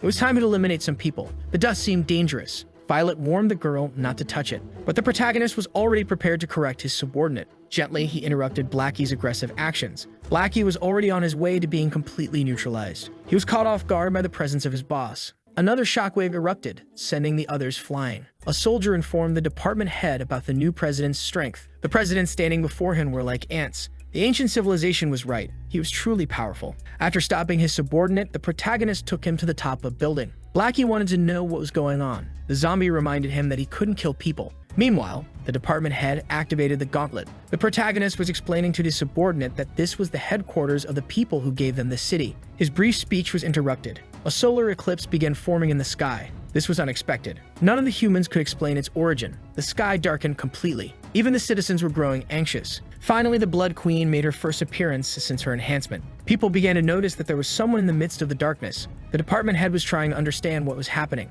The presidents who had guarded the prison knew exactly who she was. With a malicious smile, the queen declared that she was now completely invincible. The other vampires arrived to rescue their comrade, who was still motionless on the ground after his brutal beating. Seeing his fragile state, the queen ordered her subordinates to retrieve him. But they were easily stopped by the department head's power. They couldn't do anything against that human, and the queen quickly noticed. But she didn't seem to care. Knowing the situation would escalate, the department head ordered the city's evacuation. The queen smirked and told the human to mind his own business. This wasn't his concern. With the gauntlet in hand, the department head managed to strike her. She felt pain, and immediately became enraged. She returned the attack with equal intensity. The other women realized that the queen was on another level of strength. Blackie informed the protagonist that the humans had started fighting. However, the zombies said that this wasn't their problem. The battle continued, and the eclipse was already disappearing. The gauntlet on the department head's arm began to change its composition. Confident, he declared he would eliminate the queen before dealing with the zombie. "That's quite bold of you," the woman said as the protagonist's friends started wondering which zombie he was referring to. Focusing all the power of the gauntlet, the department head aimed to settle everything with a single strike. But the queen was unfazed. She also wanted to finish things quickly. Like two Dragon Ball Z characters, they were on a collision course. The queen prepared a devastating blow, while the department head did the same. They were mere moments away from clashing above the city. The resulting shockwave was absolutely overwhelming. As expected, the gauntlet was overpowered by the Queen's fist. The department head was sent flying across the city, crashing catastrophically into a building. With his arm shattered and the gauntlet destroyed, he struggled to recover. The Queen wasn't even slightly impressed by such a mediocre display of power. And the department head was beginning to believe that the so-called ancient technology was a scam. If this is what I was relying on, I shouldn't have even tried, he muttered. The Queen acknowledged that he was the strongest human she had ever faced. 1,000 years ago, their battle might have had a different outcome, but that wasn't the case in the present. Now she would send him into an eternal slumber. Before she could land the finishing blow, she felt an ominous threat approaching. A clean and powerful slash was executed. She narrowly avoided being hit. Violet declared that the Queen was fighting the wrong person. The Queen wanted to know who this dangerous individual was. With her sword resting on her back, Violet announced herself as the Queen's opponent. Her expression had changed completely. She was now using the genes she had received from the protagonist. Those who witnessed her transformation were left speechless. Meanwhile, the vampire girl was still trying to rescue her fallen friend. But Dawn wasn't going to let that happen so easily. Seeing that the woman had also transformed, the vampire trembled in fear, realizing how bizarre these people were. The Queen quickly noticed the presence of another enhanced woman. The two exchanged brief glares while the vampire declared that her opponent wouldn't get away with this. The three powerful women were on the brink of battle. Violet's aura had changed completely. With her sword drawn, she prepared to attack the Queen. The department head remained gravely wounded. No one could say for sure what had happened to Violet, but she was very different now. The vampire refused to let Dawn have her way with her. Breaking free from her grip, she quickly created distance between them. This only made Dawn even more interested in her prey. Irritated, the vampire declared that she wasn't just any ordinary opponent. If you're not weak, then prove it, Dawn challenged. Seeing the vampire's attack approach, she wasn't impressed by its speed. She intercepted it with ease. This was a fight with an already determined outcome. Dawn started overpowering the vampire effortlessly. The observing presidents had no idea she was this strong. Performing bizarre acrobatics, the vampire attempted to evade the attacks. But there was a hidden trick in her movements. Using a small amount of her own blood, she created clones of herself. But none of them were a match for Dawn. The clones quickly vanished, and the vampire now doubted whether Dawn was even human. The Blood Queen was preparing to fight. Violet also made a move with her sword, but her power was immense. She sliced cleanly through the buildings behind her. Now the main headquarters was on the verge of collapse to the absolute horror of the presidents. The sheer power was absurd, reminding them of something familiar. The Queen recognized what had happened. This woman had also been strengthened. But the Queen's desire remained unchanged. She wanted revenge on her oldest enemy. She opened her eyes, revealing that her pupils had transformed. She had been waiting for this moment for a long time and was willing to do anything to achieve her goal. Despite the display of power, Violet was unfazed. She admitted she wasn't a match for the Queen, but if that was all she had, she should give up on avenging herself against the zombie. And now let me show you something really entertaining. Violet smirked, piquing the Queen's curiosity. Placing her hand over her face, her power began to shift. She was about to reveal her second transformation. The skin on her face started changing, altering its color. Violet's body twisted unnaturally, and the presidents continued their never-ending journey of being increasingly impressed by this battle. Violet had become much stronger. Even the Queen was now uncertain of what to expect from her. Condensed energy began taking shape, glowing with a deep violet hue. The presidents had to shield themselves from the force emanating from her, and the Queen was genuinely taken aback as a mask formed on Violet's face. Her expressionless visage bore cold, deep eyes. The presidents were utterly terrified, unable to comprehend what they were witnessing. The Queen, too, was deeply impressed. Even the protagonist hadn't expected such rapid progress. Dawn also became intrigued by this newfound ability to change forms. After observing everything unfold, the Queen became lost in thought. Violet declared that words were a waste of time now. This time, the Queen took the offensive, but Violet was just as skilled in wielding her sword. Both were fully prepared to continue their battle. The Queen declared that only the weak rely on words. Violet coated her blade in a crimson liquid. The enhancement immediately fortified her sword, increasing its resistance and power. She struck the Queen with an overwhelming blow. The sheer level of power was so shocking that it began to terrify the onlookers. Violet had managed to slice her opponent down to a cellular level, leaving behind only minuscule fragments of what was once a person. As fear gripped the humans, desperation consumed the vampires at the thought that their Queen had been defeated. Violet calmly sheathed her sword, assuming the battle was over. The sensors confirmed that every cell in the Queen's body had somehow been severed. This had to be a joke. Such a feat should be impossible. The blue-haired woman didn't doubt what had happened. The department head remained frozen, speechless. Violet knew the Queen was still alive, plotting an unexpected counterattack. Slowly, her scattered cells began merging in the air, reforming her body. Violet stood waiting, allowing the Queen to fully restore herself. Her reconstruction was happening at a molecular level. She emerged completely regenerated, but with one small difference. Her clothes had not been restored at all. The watching presidents could no longer tell if these beings were even human. Meanwhile, the protagonist noticed that Red was about to start fighting seriously. Interested in the battle, he suggested they move somewhere with a better view. Violet was already aware of her opponent's immortality, But the department head, who had been unaware, was now visibly shaken. He began to feel something shifting in the gauntlet. The protagonist warned everyone to leave the building as things were about to become much more dangerous. The queen was now fully clothed once again, and Violet remained ready to fight. The vampire raised her hand toward the sky, and a massive cataclysm began to form. Furious, she declared that the battle was far from over. Violet was pleased to hear this. She also wanted to keep fighting. The protagonist had found a safe spot to observe the battle. The blue-haired woman and another president arrived at his position. Meanwhile, Violet and the queen were spreading destruction throughout the city. Simple movements of the queen's blade had catastrophic results. With a series of strikes, she completely sliced through an entire building. It crumbled into the air as if it had been made of paper. Violet had avoided all of the attacks, and now she was closing in on her opponent. Their blades clashed with intense force. But this time, the human was caught off guard by a surprise attack. However, she wasn't about to allow herself to be defeated. She retaliated with a devastating strike against the queen. The watching presidents could feel their souls nearly leaving their bodies. Only one person was truly enjoying this battle: the protagonist, who continued to watch gleefully. Violet's slash extended for thousands of kilometers. The queen realized the sheer magnitude of that strike. She was far from pleased with how things were unfolding, but her determination never wavered for even a moment. The protagonist remained thoroughly entertained by this overwhelming display of power. The blue-haired woman couldn't comprehend how the queen was still alive. The department head struggled as the gauntlet refused to detach from his arm. Meanwhile, Violet remained fixated on her objective, defeating the threat before her. The queen had no intention of making her job easy. Even knowing that Violet had a second transformation, she did not believe the human could match her. This time, taking the offensive, she was determined to end everything. She'd executed a devastating palm strike capable of leveling an entire city. Her attack was overwhelming, and the bystanders knew that if they were caught in it, they'd be done for. Violet failed to defend herself against the strike. Her body absorbed the impact almost entirely. The queen waited for a reaction from her opponent. This left the humans deeply worried. Violet remained motionless after the attack. The department head continued to struggle with the gauntlet, which was now harming his arm. A voice announced that it would take control of his body. He had no idea who the voice belonged to, even as he felt himself losing control. Then he realized it was the same voice from the hologram he had encountered. Violet managed to briefly recover, agreeing with what the queen had said. The two women observed each other with cold gazes.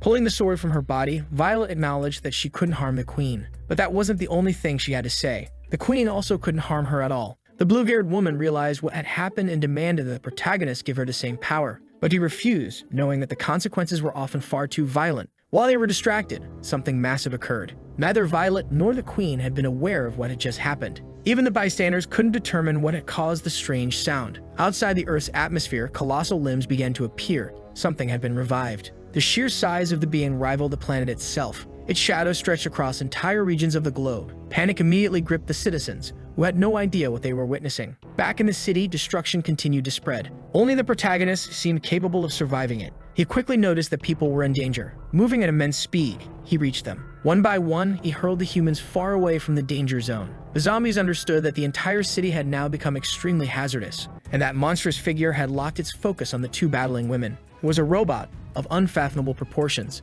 Both the queen and Violet had to pause their fight. Neither of them knew what had brought this colossal machine into existence. Inside the robot, even the department head was at a loss for what was happening. The man from the hologram apologized it had been necessary to deceive him. He had to sacrifice himself for the sake of humanity. Some of the presidents had managed to reach safety, thanks to the protagonist. The most cowardly among them wanted to know what was happening. The others had no words left. Outside Earth's atmosphere, the colossal robot ascended. Violet had no idea what was going on. Within the robot's massive fingers, the protagonist was being held. Passengers aboard nearby aircraft were utterly stunned by the surreal scene unfolding before them. Gradually, the protagonist's expression began to change. Faced with this new enemy, the women seemed to silently agree to a temporary truce. The robot assured them that this had nothing to do with them. It was controlled by a humanoid figure of regular size, yet strong enough to restrain the two women. Due to their proximity, Violet ended up being captured. The queen as well. The controller of the robot declared that they had been studying zombies for centuries. It was disappointing that the women had attacked using nothing more than stimulants. Throughout this dialogue, the protagonist remained in the robot's grasp. But now he had entered his first transformation. With much greater strength at his disposal, he began twisting his torso. The force of his rotation surged through the robot's fingers. The power traveled up his arm in an instant. The robot's controller had not anticipated such a rapid escalation. The protagonist was already advancing toward the core of the problem. At a terrifying speed, he closed the distance. But he was suddenly intercepted. The robot countered his approach. This ancient existence had waited an entire millennium. At last, the day had arrived. The women, who had proven themselves overwhelmingly strong, had been completely subdued. And the protagonist did not like being delayed one bit. The time for his rematch has come. The man desires to finally defeat the zombie and witness its true form. Granting his request, the protagonist transformed into a generic character. Even though the robot's hand is enormous, it is incapable of stopping him. The protagonist hurled away with little effort. Observing this while completely immobilized, the queen couldn't help but be surprised. For now, the battle taking place is between the zombie and the giant robot. The ancient existence felt it was being utterly underestimated. And indeed, none of it was impressive to the zombie. Still on Earth, the blue-haired woman couldn't hide her shock. Climbing up the robot's body, the protagonist made his way toward its controller. A small crack began to open, revealing a massive compartment. Inside the larger robot, several humanoid drones were ready for battle. Faced with all of this, the presidents felt technologically primitive. Even with superior numbers, the drones could do nothing against the protagonist. He continued destroying them as if they were made of clay. On the arm of the larger robot, they tried to delay him in every way possible. But there was nothing they could do against absolute power. In his most powerful form, the zombie was utterly overwhelming. He was even capable of damaging the largest of the robots. Recognizing his anniversary, the ancient existence realized that its enemy wasn't using his full power, summoning even more giant robots to Earth. The battle became increasingly absurd as time went on. The ancient consciousness revealed that it remembered its last night. It had been able to observe everything that had happened. That powerful form was not the zombie's final form. Imagining that he could become even stronger, human common sense could no longer contain their fear. The protagonist was struck by a blow from one of the robots. Those celestial bodies clashing were destroying Earth's cities. The force of that impact had planetary-scale consequences. The protagonist was thrown toward the moon, causing massive destruction. His body ricocheted several times across the lunar surface. Even so, none of it affected him or changed his expression. Trying to regain control of his body, the department chief disagreed with such destruction. But the ancient entity was determined to eliminate humanity's enemy at all costs. The robots continued their relentless pursuit of the zombie. The most astonishing thing was that even on Earth, the presidents seemed to know what was happening. It was possible to see that on the moon there was a massive robot resembling a human. The ancient man remained determined to eliminate humanity's enemy. The protagonist continued to dodge every attack. Once again, he managed to get close to one of the robot's faces, preparing to deliver another one of his powerful blows, striking the construct directly in a devastating manner. His unprecedented strength caused irreversible destruction. The ancient entity was running out of resources. The department chief said he had read the reports. Since becoming president, the protagonist's conduct had been impeccable and just. He continued trying to regain control of his body. The city under the protagonist's administration kept progressing with no evidence that he had harmed humans. In fact, he helped them quite frequently. This made the department chief consider the possibility of coexistence, but the ancient entity refused to accept such a thing, redirecting its violent drive to attack the protagonist. It claimed they had already attempted peaceful coexistence in past eras, but just looking at the protagonist was enough to understand the reality. There was no way to coexist peacefully with someone so powerful. Zombies were supposed to be an insignificant race, and they always have been, until the protagonist appeared out of nowhere. Since then, humanity's fate had depended on this person's mood. An entity like that could not continue to exist. He did not belong to humanity. And that was why he deserved to be destroyed immediately. Changing form, the robot was now preparing to unleash its most powerful attack,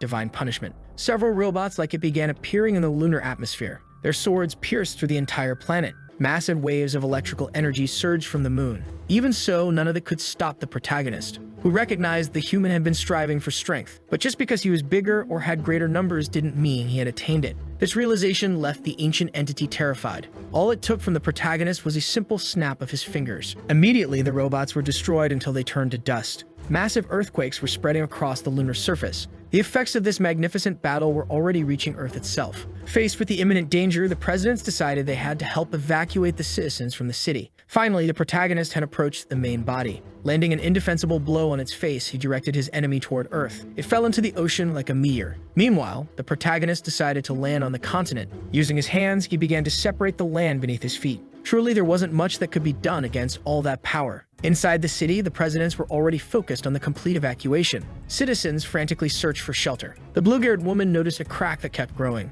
She had no idea what it could mean. The protagonist continued to split the continent with his hands. Soon, all humans were overwhelmed by sheer terror. Once again, something of planetary proportions was occurring. Sensors detected that the earthquake had already reached 20 points on the measurement scale. As simple as tearing a sheet of paper, he had split the continent in two. Not even a feat of this magnitude required effort from the protagonist. Now, in the middle of the city, a massive rift separated it into two halves. Completely over the top, distracted by the imminent danger, the blue-haired woman fell into the abyss. It was so deep that its bottom couldn't be seen. Her fall was stopped by the courageous intervention of one of the extras. It was simply unthinkable that any form of life could accomplish all this. The extra told the woman to hold on tightly to him. She remained worried about what was happening in the city. Meanwhile, the consciousness of that ancient human struggled to recover. His body was being brutally struck by the protagonist, his hair having grown significantly. That man's body was hurled toward a distant mountain. Almost out of strength, he tried to mend his wounds. Turning to the head of the department, he asked if he now understood the magnitude of that destructive power.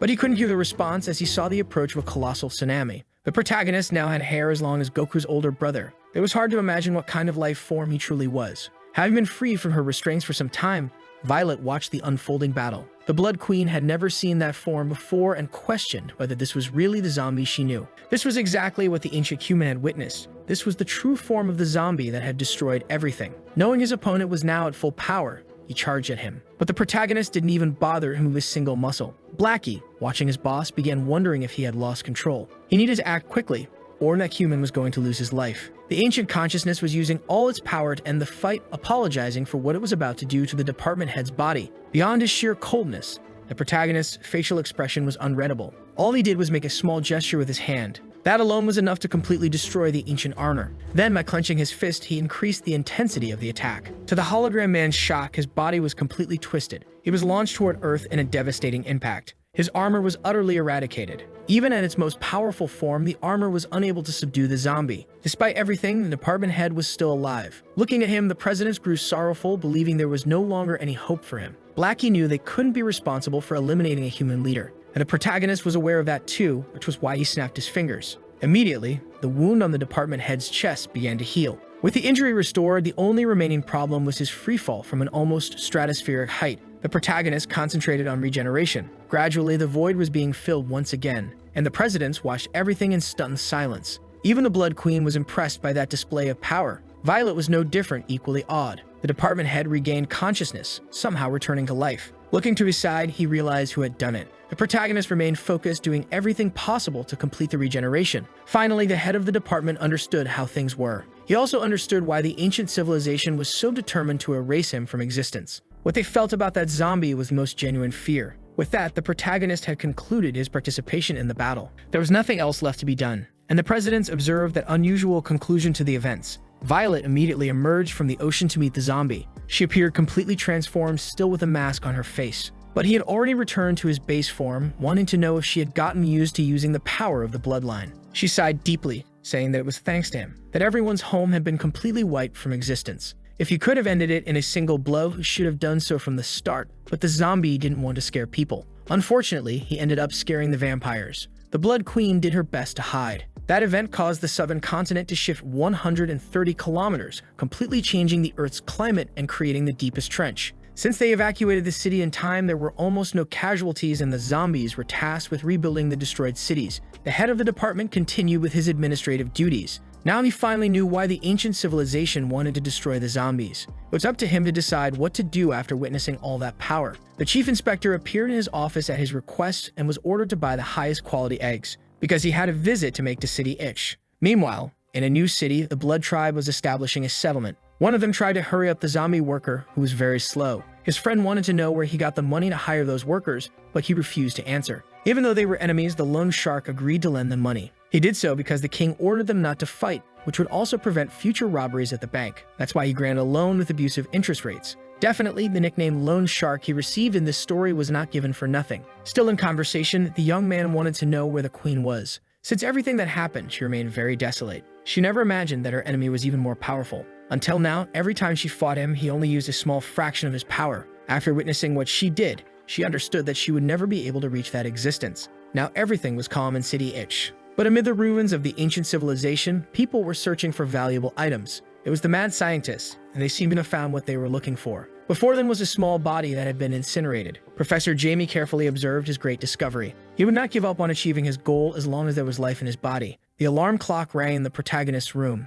Waking up in a good mood, he gently turned off the alarm. But he still hadn't gathered the strength to get out of bed. The protagonist's name was Zombie. As he walked to the refrigerator, he acknowledged that he didn't know his age or have any memories of his human life. The only memory he had was of when he was a student and became a zombie. At first, he was as ordinary as all the others, just like those who have nothing special. But to avoid becoming a perpetual energy engine, he decided to get stronger. He stopped attacking people and started eating protein powder meals. Eventually, with much training and dedication, he became a zombie version of Saitama. His power was unprecedented. His first transformation was astonishing. His second transformation was terrifying. And in his final form, he was a walking cataclysm. Tired of fighting, he decided to help humans by solving countless problems. This led him to have his own city. The problem was that he had become too strong, causing a constant fear among humans. The doorbell to his apartment rang. He opened the door to see who was outside. Violet didn't understand how the leader of that city could be so lazy. It had already been 2 hours, and he was late. Closing the door, he said he would be ready in a few moments. This was the dawn of a new year, and they would assist the academy in continuing to grow.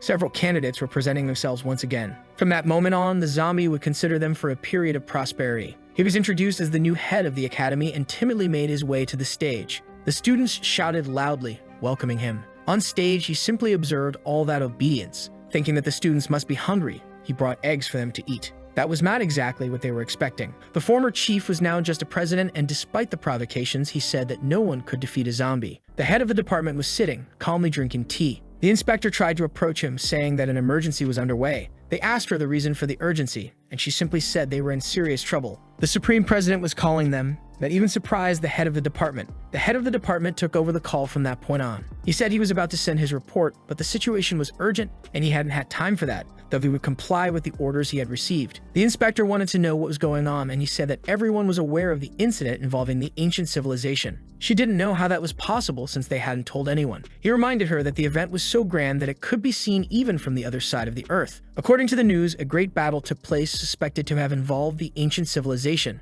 That's what the reports were saying. Moreover, the exchange meeting was about to happen. That reminded him that he wanted to know where the eggs he had ordered were. The inspector had them properly stored. He was preparing to go to City H. Since he had made the zombie the head of the academy, he figured there was no problem asking him to do that job. As soon as he rang the doorbell, he was surprised by Violet. Even more surprising was that she was dressed as a waitress. Seeing that peculiar outfit, he began making assumptions about her. The woman said it was all just a big misunderstanding. Soon, the blue-haired woman also revealed herself, greeting the head of the department. Shocked by such shamelessness, he considered reporting it to his superiors. That was far too bold, even for the two of them. The blue-haired woman was terrified at the possibility. Seeing that he was leaving, they said they were only doing it to celebrate the zombie's promotion. Both were dressed that way because they had lost a game. The head of the department found it hard to believe since those outfits were truly unusual. Since he didn't believe their words, he should enter and see for himself. Inside, the protagonist seemed to be playing a card game, and the Iron President was determined to beat him this time. It looked like he had drawn a card that would lead him to victory. The atmosphere inside the zombie's apartment was festive. Even so, the head of the department was overwhelmed with embarrassment. He saw several vegetables being tossed into the air that were then sliced into many small pieces. It was the iron figurine who had cut them, making an elegant presentation as he arranged them on a plate. Full of joy, he was bringing the snacks to the guests. At that moment, he realized the head of the department was there. He tried to explain, saying that he was forced by the zombie to do all that. The head of the department didn't even know what to say to him. In truth, it was good that everyone was gathered because he had important news to share. Gathered there, the zombie discovered that the head of the department was not the leader of humanity. He confirmed the information, thanking the iron figurine for his service. There were several provinces in that region spanning thousands of kilometers. Seeing that he was about to remove his mask, everyone immediately focused on that revelation. The head of the department removed the lower part of it, stating that he was merely the leader of the province. Seeing the curiosity of his companions, he asked if something was wrong, but they looked away. Currently, the planet had only 2 continents, and because of that, only 2 countries as well, Country A and Country B. They resided in Country A. As a great scholar, he began recounting the early history of these 2 countries and the conflicts between them. The zombie wanted to know more about the exchange meeting. It was a friendly celebration involving sports, as if it were a great global military exercise held every 4 years. Hearing this, the zombie thought it made no sense at all. The last competition had been about eradicating zombies. A single member of the neighboring country had managed to exterminate 8 million. Impressive numbers for the protagonist's base form, which was not so confident. Since he had been promoted to the position of chief, he should participate as well. The zombie realized that this girl truly believed he was human. The head of the department said that it was up to them to propose the event this year, and he would never put the zombies in danger. The protagonist wanted to know more about what federalism and monarchy meant. In another part of the country, important people were aboard a plane. Those girls had been categorically summoned there. That was the headquarters of Country B, and they had images of the battle that took place on the moon. The man asked them to analyze the images as they had been received from Country A. The girl handled the photo without showing any impression. She and her twin sister did not seem impressed by it. Even so, they continued examining the photo with great attention. They realized it was related to the technology of the ancient civilization. Their intelligence suspected that Country A was in possession of that technology, which represented a strategic disadvantage for them. They would soon be receiving the president of the other country, and he asked his best subordinates to set aside their issues with their sister. He wanted them to investigate everything at the event in a very clear manner. The king had a particular opinion regarding their sister's participation in religion. If they executed their mission well, he would request a royal pardon for her. After hearing what the prime minister had to say, they agreed to follow orders. In a secret laboratory, they were preparing more of that solution capable of enhancing strength. The professor observed the experiments with great attention. Source number 1 had already received the serum. He was awaiting the results from sources 2 and 3. A technician reported that source number 3 was being prepared. Sitting in a chair was the body they had found in the streets. Referring to the professor, the technician stated that the body was already properly prepared. That was perfect, but the scientists doubted they could successfully revive a mummy that was 1,000 years old. However, in the field of biology, there was nothing the professor couldn't achieve. He ordered the process to begin immediately. The technician started operating the lever that activated the entire system. From the other side of the room, they heard a very intense scream. Even witnessing all that, the scientists still doubted their success. If they managed to resurrect such a powerful figure, it would truly be a complete miracle. Energy and serum began to flow into that dried-out body, until finally the process was complete. With great curiosity in their eyes, they waited to see the results of their actions. A faint cough could be heard, and the small scientist was extremely excited. Contrary to what he had imagined, the revived person appeared to be extremely ordinary and unremarkable. His expectations were shattered, and he thought the process had failed. He had expected to resurrect an ancient and powerful figure, but all they had was a middle-aged bald man. The scientist wasted no time approaching the newly revived man. He wanted to know who he was and where the powerful figure had gone. The bald man said that he was indeed from the ancient civilization and wished to be spared. The scientist called him a liar since he looked nothing like the image they had. The man said he was just an engineer. He didn't know how to fight. He designed armors, and there was nothing wrong with making cool armors. Outside the lab, the professor continued observing with great interest. It seemed even he was caught off guard by this. Seeing that the professor had turned his back on him, the bald man suggested they have a conversation since they were both men of science. That piqued the professor's interest a little. The two exchanged glances briefly, as if analyzing each other. Approaching him, the professor asked what he wanted. Even though their starting points were different, they could work together. But since he had already been defeated by the zombie, the professor wasn't interested. The man said they had already analyzed the zombie's genes. The professor's method was flawed. What was truly terrifying wasn't his strength, but his ability to become indefinitely stronger. Hearing that, the professor showed more interest. For all intents and purposes, those were the two most intelligent men on Earth. The professor was a master of biology and already had the zombie's genome. Meanwhile, that man had extensive knowledge of engineering and also knew how to use the zombie's genome. That was enough for them to create a new form of life. After presenting his proposal, he wanted to know what the professor thought about it. The professor took a moment to respond, but he had no reason to refuse that suggestion. That marked the beginning of a great and promising collaboration between the two. The head of the department's proposal was not well received. No one believed he would send the zombie as the president's bodyguard. After all, that charming figure with multiple personalities could be a danger. But the head of the department had no choice. He was worried that this could be a dangerous trip. He definitely had reasons to be concerned, and soon his request was taken seriously. The matter had already been decided. The president specifically requested a bodyguard from that province. Moreover, with just a simple favor from the president, no one would ever question the zombie's identity again. However, they still couldn't reveal that he wasn't human. The entire province would have to answer to him, and the protagonist was allowed to take 2 trusted people with him. They wished the new chief all the best and good luck, as he would now be the representative of the province. At the top of the city hall, a certain zombie remains in timeout. Meanwhile, the protagonist is with some of his subordinates. For the mission he had received, he could take 2 trusted people with him. He wanted to know who was willing to accompany him. Silence filled the meeting room. Since the fiscal year closing was underway, the lone shark couldn't go with him. The others also already had their excuses prepared. The most bizarre among them wanted to accompany the boss, eager to prove that they were reliable to the humans. He was touched by the enthusiasm of both. Outside, he took them for a walk. During the trip, they unexpectedly ran into some people. The women were already waiting for the zombie, and the blue-haired woman found those dogs extremely adorable. She approached one of them to give it some affectionate pats. The grotesque dog responded that if she did that again, it would chew her up until there was nothing left. She was immediately startled by the animal's words. She never imagined a dog could talk. Violet had to explain to her that it was, in fact, a zombie. It was time for him to follow her now, as the president of the country wanted to see him. Finally, they appeared to be in another location. Other bodyguards had already arrived as well. Like all provocative extras, they assumed he would give up on the responsibility. They couldn't believe how the former chief had been replaced by some nobody like him. But what was even more bizarre was that the president had so much trust in such a small province. After all, they could easily beat that new chief with their hands tied. The protagonist made sure to demonstrate who was actually the strongest in the room. The impact was devastating. That extra had now become part of the decoration. Violet placed her hand on her forehead in disappointment. Meanwhile, the other bodyguards were also very impressed. The blue-haired woman already knew something like this would happen. In the presence of the president, he was finally received. Even so, he still felt quite shy about the situation. The president had received good recommendations about the new chief, who was supposedly the perfect bodyguard. He asked what the bodyguard would do in case of danger. The protagonist confidently stated that, as far as he was concerned, nothing was truly dangerous. Faced with such exaggerated confidence, the president said he liked what he heard. Meanwhile, someone was exploring ruins located in Country B. A woman was sitting atop a ruined structure. Her appearance was mysterious, and she seemed to be in excellent health.